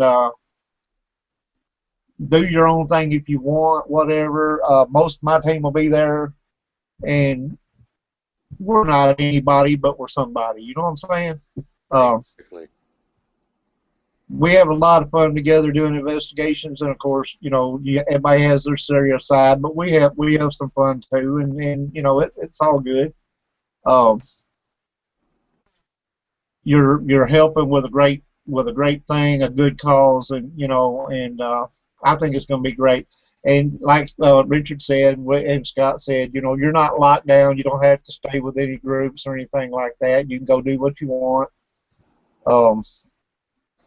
I don't think you're going to get, as far as price-wise, a better deal for a 2-night lockdown. Anywhere you go. Well, you go to these Paracons and they're charging you $325, $350 to shake a hand of a TV star, Exactly. So, doesn't make sense to me.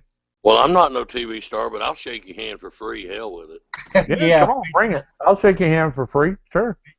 I'll shake your hand for 3, and if you got a 5-minute, I'll shake it real hard.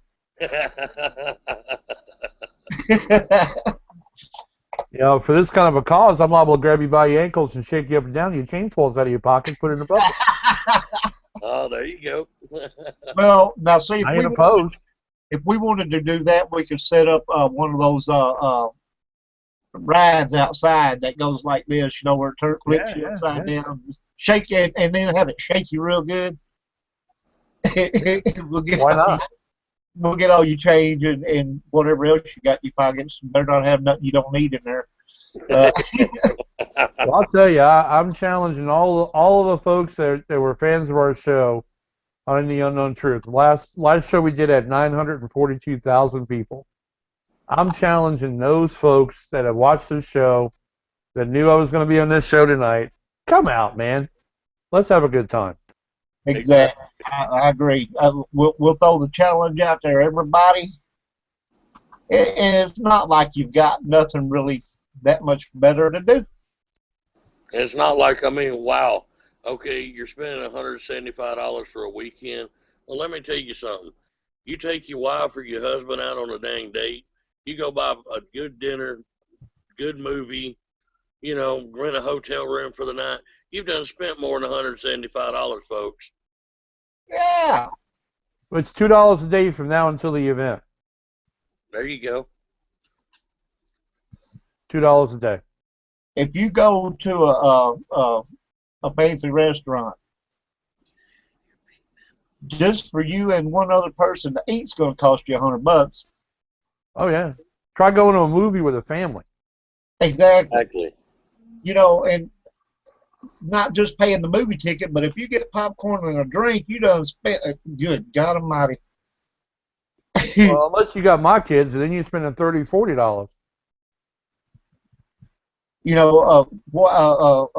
A large Coke in those cardboard cups is what, $3? Oh yeah. You get a bowl of popcorn, you done spend another 10 there. Yep. If you get the combo, which is a candy, a popcorn, and a Coke, it's $20.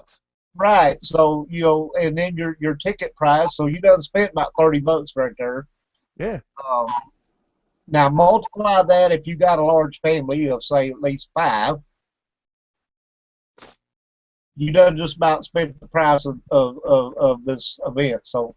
Exactly. Hey, now what would be more fun? Let me ask you. You can go to the movies and spend that much to watch some old mush movie, and I'm not a mush movie fan, I guess you can tell. Now, if it's a really good horror movie, it still ain't worth it. But you can spend that same amount of money, go have a 2-night adventure that you can Exactly. tell your grandkids about one of these days. Or you can haunt Yeah, that too. them. Now, I don't, like I was telling them last night, I've already got me a list started of people I'm going to hunt when I go. Well, I got a book. And some will be fun, and some will be, yeah, you're going to wish you hadn't done that. I've already got a book going. But yeah, I mean, it's going to be a lot of fun, and for me, it'll be a history mark, okay? Because I've always wanted to go up there, so that's another one I can file away in my history mark along with Waverly. Um, Now, I don't particularly, it's not about the place being well known like Waverly or Old South. I love any places that we investigate. Uh, just because a place has a name, and when I say a name, it's like, it stands out more. That's not the reason for it. The reason for it is the spirits there, they don't care what kind of publicity that place has got. Exactly. And I go more there for them than I do, to say that I went to such and such a place. I go there because I figure it's going to be active because, like Penhurst, for instance, there was a lot of horrible stuff that happened in there. That stuff is absorbed into that place. So you can pretty much figure, you hear people say, oh, I went there and nothing happened. Well, they don't always play by the rules, by our rules, where, well, we're here, come on out, If they don't want to come out, they're not going. Right. And I've had that where we went to a place and nothing. Not even EVP, nothing. You might go back there 2 or 3 days later and everything's booming. Well, I'll tell you, I got an ace in the hole. Because I got a friend of mine that's coming in and she's a medium. And with mediums, they generate energy. They generate activity. Exactly. So yeah, we're all going to hang out, and anybody wants to join us is welcome to. But I guarantee you, it's going to be a crazy fest. Oh yeah, and I promise you.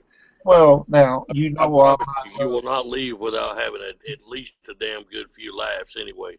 Because with all of us comical jokers there, I promise you're gonna laugh. I will not come up there just and not hang out with you guys. That's not me. I'm coming up there and I'm going to hang out with everybody, and like I said, I'll do some on my own stuff. I want to hang out with you guys and get to know y'all and face to face. Just have a good old time. So, and do a good thing. So, it's all about that. And if y'all don't mind, real quick, while we're on here, I don't know how many viewers are out there, but I will tell you, there's a couple of good friends of mine. One that's actually from Birmingham, here, Birmingham, Alabama. She's an actual book author of 3 different good books. She's actually going to have the books on sale there at the event if anybody wants to purchase one. I believe Jeremy Leonard, as a matter of fact, he is going to be there, and he's another book author that's going to have a couple copies of his book, The Entity, there. So, if y'all are interested in anything like that as well, if I'm asking everybody, I challenge everybody. If you ain't got nothing to do August 26th, 27th, come hang out with us. At least you'll have a good time, get to cut up with a bunch of good, cool folks, and, you'll at least learn something.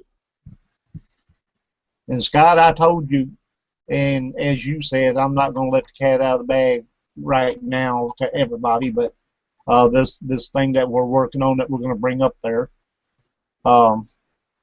we've got it partially done. All right. Yeah, we've got it. We have the enclosure done, and we are at the point of putting the insides into it right at the moment. Oh yeah, that's gonna be fun. And it's going to be pretty cool. It's going to have a little effect, and of course, as my team leader says, I'm arrogant. So he carved HPD in the top of the box, Oh yeah. and it's going to have a red laser inside that when you flip it on, it flashes it up on the ceiling.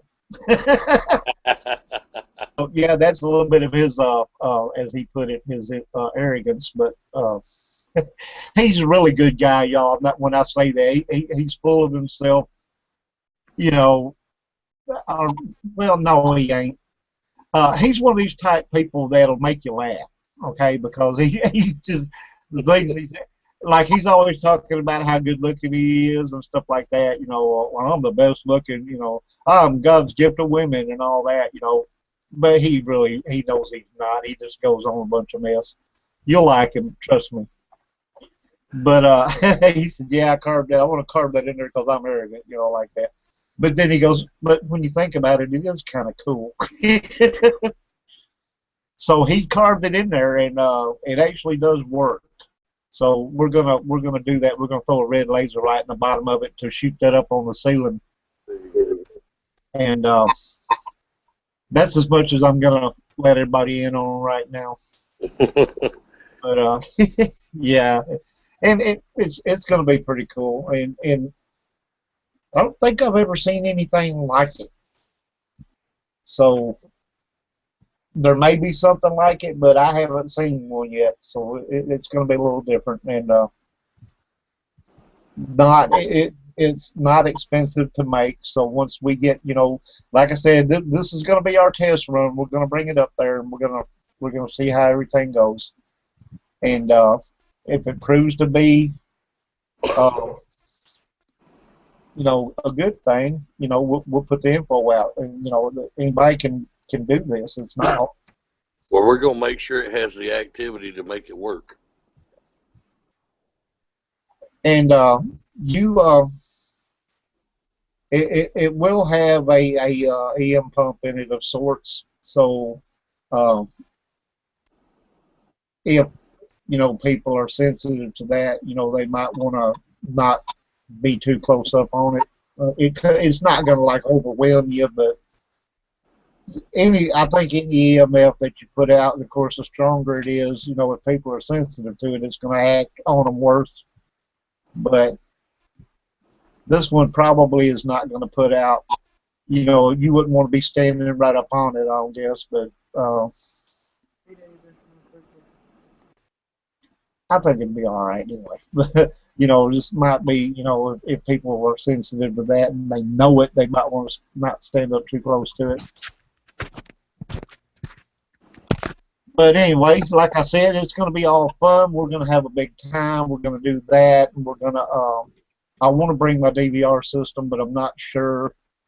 Dusty brought up the point. Well, you know, if you got a bunch of people there, how many of them are going to have DVR systems? And you know, so you know, we're a little bit iffy on whether we're going to bring that because you got 30 people running cables down the hallway. That's not going to be good, you know.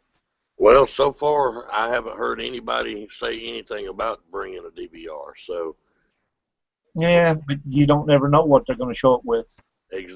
Exactly. I just hope they show up. They better. I mean, I may bring it anyway, and it, you know, if it works out to where we can use it, we will. But and of course, like you mentioned, there's not power in a lot of places, so you know, you have to have a crap load of cable and be able to run off power wherever you're at. Exactly. So it probably. Now, if there wasn't going to be a bunch of people there and you could just run cables anywhere you wanted and all that kind of stuff, it wouldn't be that bad. But I don't know. I think maybe we won't do that. Yeah, that'd be kind of funny, you know. Richard would be tripping all over the cables. Oh, I don't know about that. Yeah, I don't know. DVRs are a good thing. They had so many of them at that building at one time. Oh yeah, they used to have matter of fact, they used to have a live recorded or a live Yeah, I transmission. remember. I was actually in the chat room watching the videos on the screen. They had like 16 cameras. Hmm. Yeah. The former caretakers of it or whatever they were, they actually, matter of fact, stole their DVR system. They turned around and ripped all the cables out and the most of the Wi-Fi stuff out. That's the reason why the hospital don't have Wi-Fi now. The lady that takes care of it now refuses to put Wi-Fi back in it. Well, if you put, you would have to run it pretty much all over the place. Exactly. So yeah, I could see it getting into a little money. Oh yeah, that's very expensive. It's supposed to be it's 3 floors, 60,000 square feet. So yeah, that can get expensive. Yeah, and but now you would think also, and getting back to what Richard and I were talking about, as much money as some of these places charge people, you'd think they'd have plenty of money to put Wi-Fi in a place. Exactly. But well, for the most people, they wanna pull as much out of it as they can for themselves, and they're not worried about, you know, um, they don't want to put money in, they want to take money out. Exactly. So, if you were going to do, and I think, and this is just my opinion, if you were going to do something like that, and you owned a place that was highly active, and you could get a lot of people to come there because it is, and you're going to charge them, as you said, $1,000 to come in there, at least give them what they need to work with. Exactly. I've wondered that the whole time. I've said that the whole time. Give them what they need. Give them the Wi-Fi if they need it. Give them, what they need to work with. Make their experience worthwhile, and they're going to tell all their buddies, "Hey, come on over here. This place is really cool." Exactly, because as well as I do, word of mouth is the best form of Yes, advertising. sir. Yes, it is. And also, with that being said, just like this event, yeah, if they had Wi-Fi in there, personally, I would love to have a live radio show at the event. I thought there was going to be one. There is. He's gonna do it live, but he's gonna have to have it on playback. Oh, like a podcast. Yeah. Okay. Because of the fact that unless he can figure out a way to stream Wi-Fi off of an iPhone or something, because Yeah, that's what he's planning on doing. Michael is planning on using his own data. oh, okay, Yeah, I you wasn't can do sure. that if you have the smartphones with the hotspot and all that on them. Right. Okay, I wasn't sure if that was what he's going to do or not, because I knew that would get kind of long on his data. Yeah, Yeah, it he's will. going to purchase an extra data package for that event, and Okay. that way he can do data stream from his phone. Oh, okay. Oh, Yeah, that gets a little data labored, but Michael wants to do it live, and he wants to, he's going to get a mixing board and everything else by then. Okay. So he's going to be able to interview guests. He's going to be able to interview, people that come in to get their ticket, about their experiences. So he's planning on doing a lot. Oh yeah, that sounds great. Mary in the chat room said, "Thrills, chills, and squeals." Yeah, bring your Depends. Yeah, and I saw those on Facebook. They have them, Paranormal Depends, y'all. So get your package of those, and you'll be all right. You'll be Paranormal Depends. fine. You didn't see that picture, Richard? Paranormal Depends? No.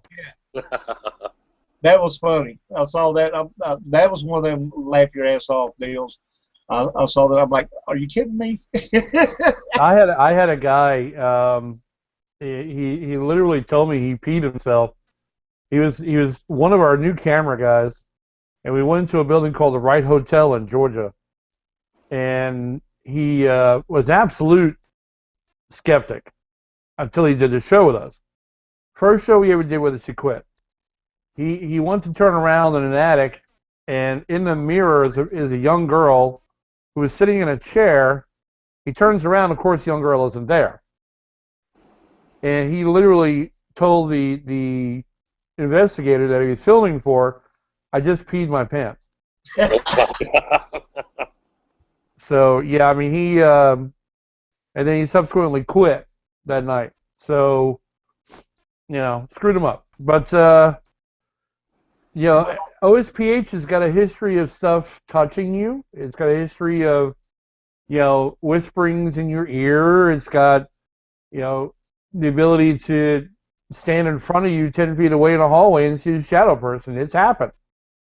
People have to understand this isn't anything that's made up. This is a real paranormal event, in a very, very active place.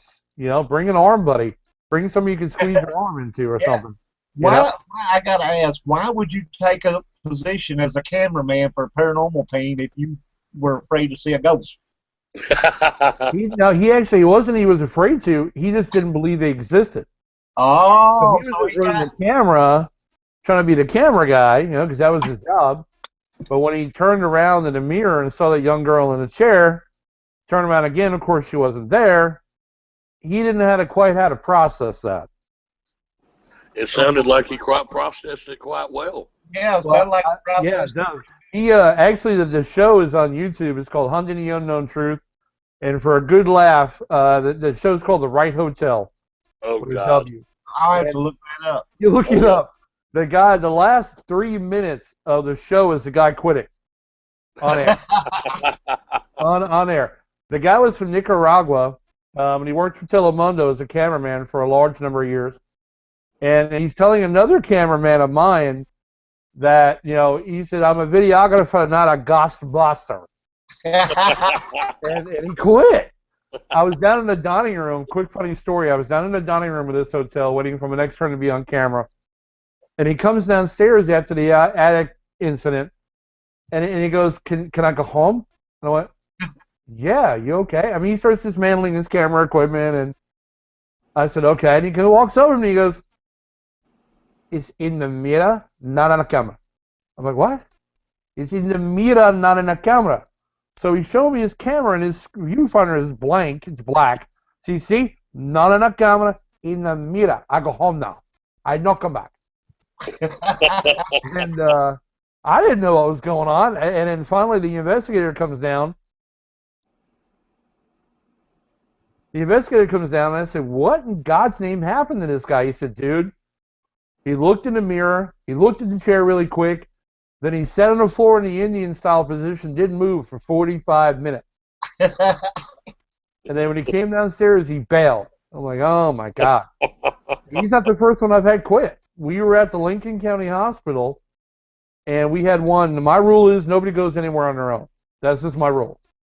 So this camera guy, young guy, full of piss and vinegar, he comes out and he goes, well, I just want to tour this side of the building, and I wasn't there to say no. Another camera guy said, well, yeah, go ahead, I guess so. He went into the cafeteria area of the hospital, and he comes across a creeper. Now, for those that know what a creeper is, you'll see him creep along the ceiling, creep alongside a wall, and they interact with you. Well, it interacted with him. This kid comes out of the cafeteria white as a proverbial ghost. And I looked at him and I said, what happened? He said, I just need to leave. I can't do this. I need to leave. So he quit before he even finished the show. We just had those kind of experiences. So I'm looking forward to seeing what the interaction is with the people in this hunt and this event. Oh, yeah. So, yeah, we're looking for a good time, people. This is the kind of stuff, if you like to, how do I word this? If you're a thrill seeker going there to get scared, you probably will. Oh, yeah. Oh, yeah. And if you're an experienced investigator going there, for a good time investigation and evidence, you're going to get that too. Now, I can't sit here and promise you 100%, yeah, you're going to get all this stuff because, as I said before, there are times when they don't want to play. And, as Richard said earlier, if that happens, don't provoke. No No, provoking. you will get what you want without having to do that. You got 2 nights to do it in. I So- have asked people to leave when they provoke. I do too. That's most of your earthbound spirits are just people like you and me. They just don't have a body anymore. You know, they deserve as much respect as you do. So, you know, don't do that. You know, you'll get something without having to do that.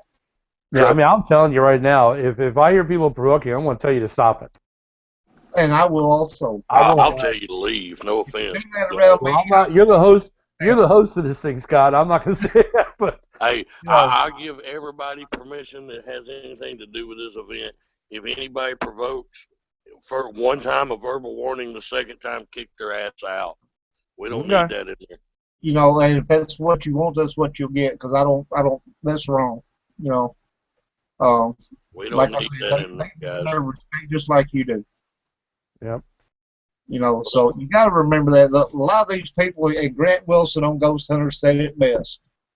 They were people that had jobs, mortgages, houses, families, you know, the whole 9 yards. They just don't have a body anymore. Exactly. Well, you know, and they went through sometimes a horrific death. Exactly. And then they're going to put up with your crap. They don't need your crap. So don't, And then you also got to think, guys, that some of these spirits, really, some of them don't understand that they're dead. Right. Some of yeah. them don't realize that they have actually died. They think No, they're still just in carrying on their normal routine. They don't know any different. Yeah, they just like it's just another Monday through Sunday. They don't care. Yep. Now, I have to ask this question, though. And let's just say that you have a spirit that worked in the cafeteria. They come in Monday through Friday and they cook and do all this stuff, right? Well, I want a steak. Yeah. So, but what I'm saying is they're coming in, right, and they're cooking the meal, doing everything that they normally would do. You may hear the pots and pans rattling. You may even smell food. But when it comes payday, what bank do they go to? It just dawned on me. What bank do they go to? You just messed me up there. Okay, I was just trying to make a little humor here, you guys, but yeah. Anyway, don't It's provoke. a little late there, buddy. Yeah. Now, if you do, and we're all putting a warning out there. If you do, you know, you'll get a verbal warning. If you do it again, you'll be out the door. Well, you know, I'll tell you, I'm 6'4", 395 pounds, and I bounced for a living for 7 years. We'll get you going. We'll put it this way: I'm 5'4" and 245 pounds. I might be short, but I could be your worst nightmare. I'm 5'5" and about 224. So, you know, no, don't do that. But you know, and I'm asking nicely. Don't do that. They deserve respect. Remember that. Well, I use the analogy just like my buddy does. You know, you're coming into their house. You know, how would you like it if somebody come into your house, started cussing you Right. and telling you what to do? One of the two things going to happen: either you're going to kick my ass or you're going to shoot me. Yep. Or otherwise, you're gonna wind up with a bad day. Exactly. I'll You tell know. you, when I do my tours and my events, I have a 5 or 10 minute discussion before the event even starts. I tell them, look, here's the deal: no provocation. If you provoke, you'll be told once to stop. Second time, you're going to be put out of the park. It really is that simple. I don't even give them a choice. I tell them before we even start. You start that crap, and you're gone. I'll set the tone. That's what we're going to do. I'm going to have appreciate that. I'm going to have a small set of rules set up for people to sign, a small waiver for people to sign, and there's going to be a 5-10 minute little chit chat over the rules as well. Yeah, and you know, it wouldn't hurt to add that in there. Exactly. No, and they sign an agreement, and if they do it, you know, if you do, you know, you sign this agreement that you're not going to do this stuff, and if you do it and you wind up getting kicked out of there, you're not getting a refund, people. Exactly. You know, because you kicked out of there on your own stupidity. Hey, I can't refund you for your own stupidity. and we're not trying to scare people away. We're just telling you, be respectful. You got to treat them just like you want somebody to treat you. Well, and here's the reality. You got other people in this venue that paid their good earned money too to be there like you did, Mr. Idiot. And everybody paid to have a good time. Exactly. And if they're not having a good time, it's because you're a moronicy. Then we need to eliminate that from the equation. Exactly. Exactly. We just got to make sure everybody has a good time and learn something about a great, I think a great dark spot in our history as a disease. So. And see, we are, and I told Scott here a few days ago we were talking. I will do my best to come every year and support this, up until I can anymore. And we're hoping that this gets bigger and bigger and better,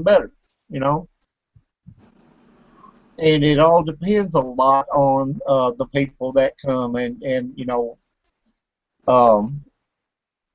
you're coming to support something that needs to be supported. You're coming to have a good time.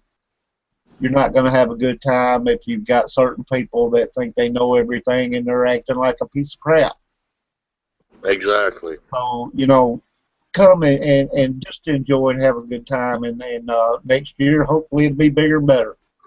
Oh, just for future reference, guys, before we end this, I'm just going to throw this out there. I don't know, Richard, if you've ever had this at any of yours, but just throwing this out there.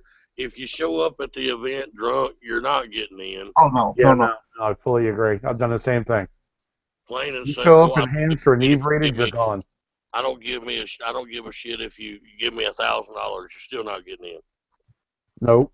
At that point, it's not about money. It's not about nothing. It's about you leaving.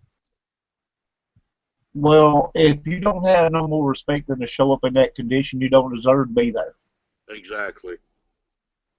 I know I've seen that happen at other events, and it's it's uncalled for. No, it goes right back to the same thing I said. Other people paid to have a good time. They didn't come to deal with you. Exactly. And if you're an investigator and you show up like that, you sure don't need to be there. Exactly. Because you done shot your respect right there. Yes, sir. Yep. So, and if you're a thrill seeker coming and you're all bugged out on some kind of stuff or you're intoxicated, no, you ain't got no business being there. Exactly. And again, you'll be asked to leave.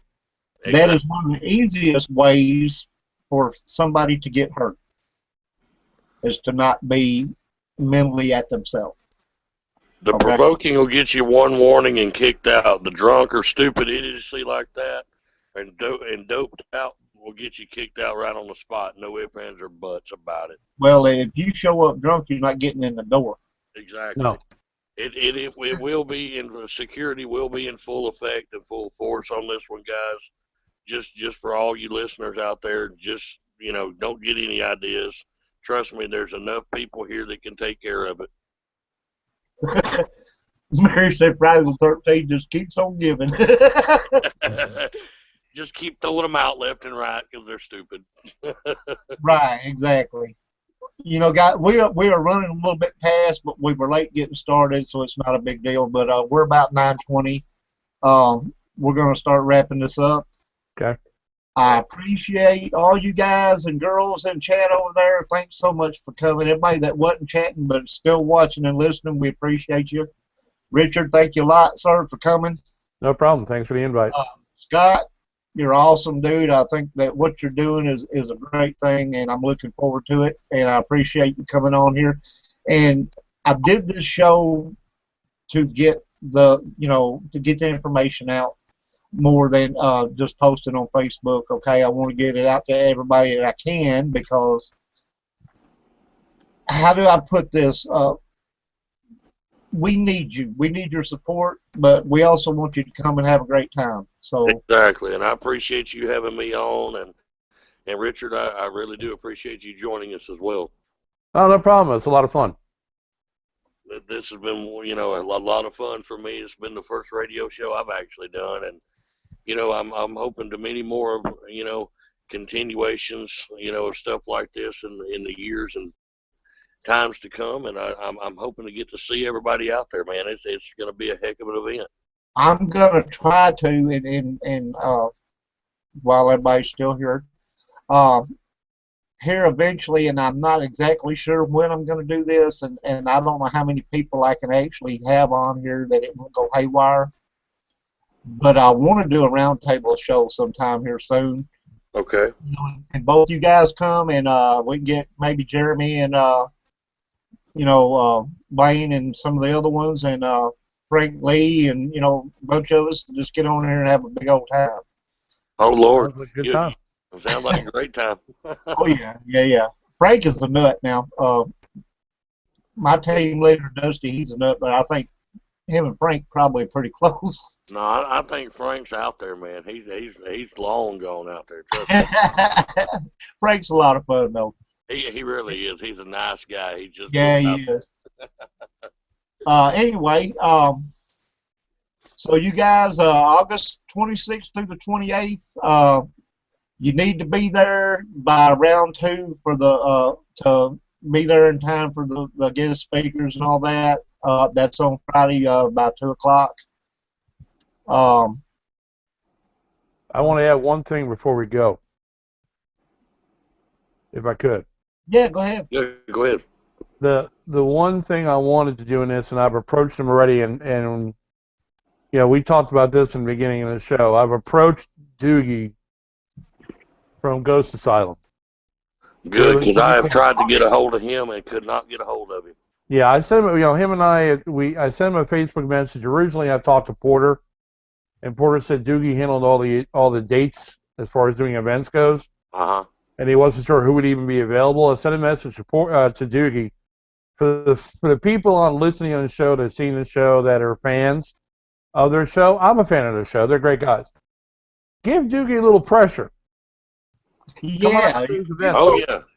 Give him some pressure, guys. Give Doogie a little pressure. I mean, they're great guys. They really do a lot for their fans and for their enthusiasts. But this again is a little bit of a closer to the vest event.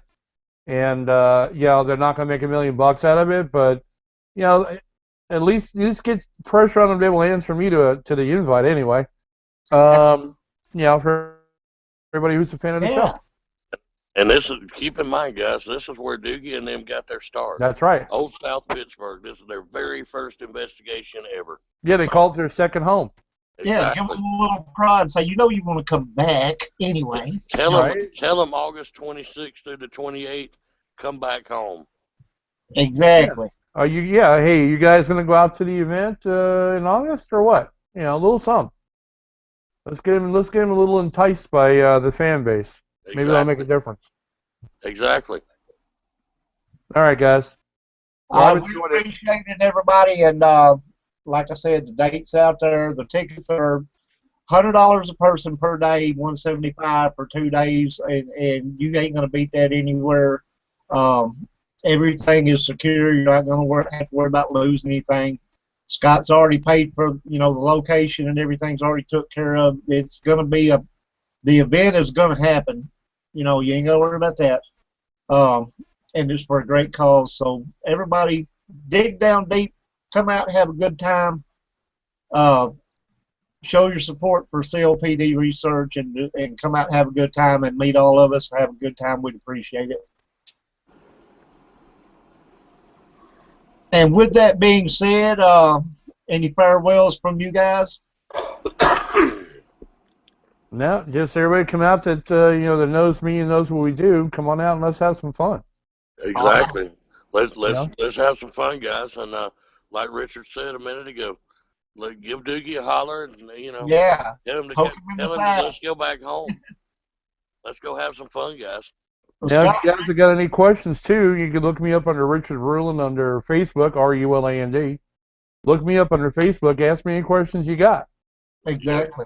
You can look me up under Scott Dodson or under Open Soul Paranormal. I'm under both of those. You can ask me anything you can come up with. I'm Roger Belt. That's my Facebook main page. Half Past Dead Paranormal Investigation. You can ask anything you want there. If you have any questions, feel free to hit any one of us up. We'll do our best to help you out. And hopefully we will see a bunch of you there. With that being said, good night, everybody. We will see you Monday night for the Paranormal Graveyard, 7:00 p.m. Central Standard Time. Good night, Good night, everybody. everybody. Good night, everybody.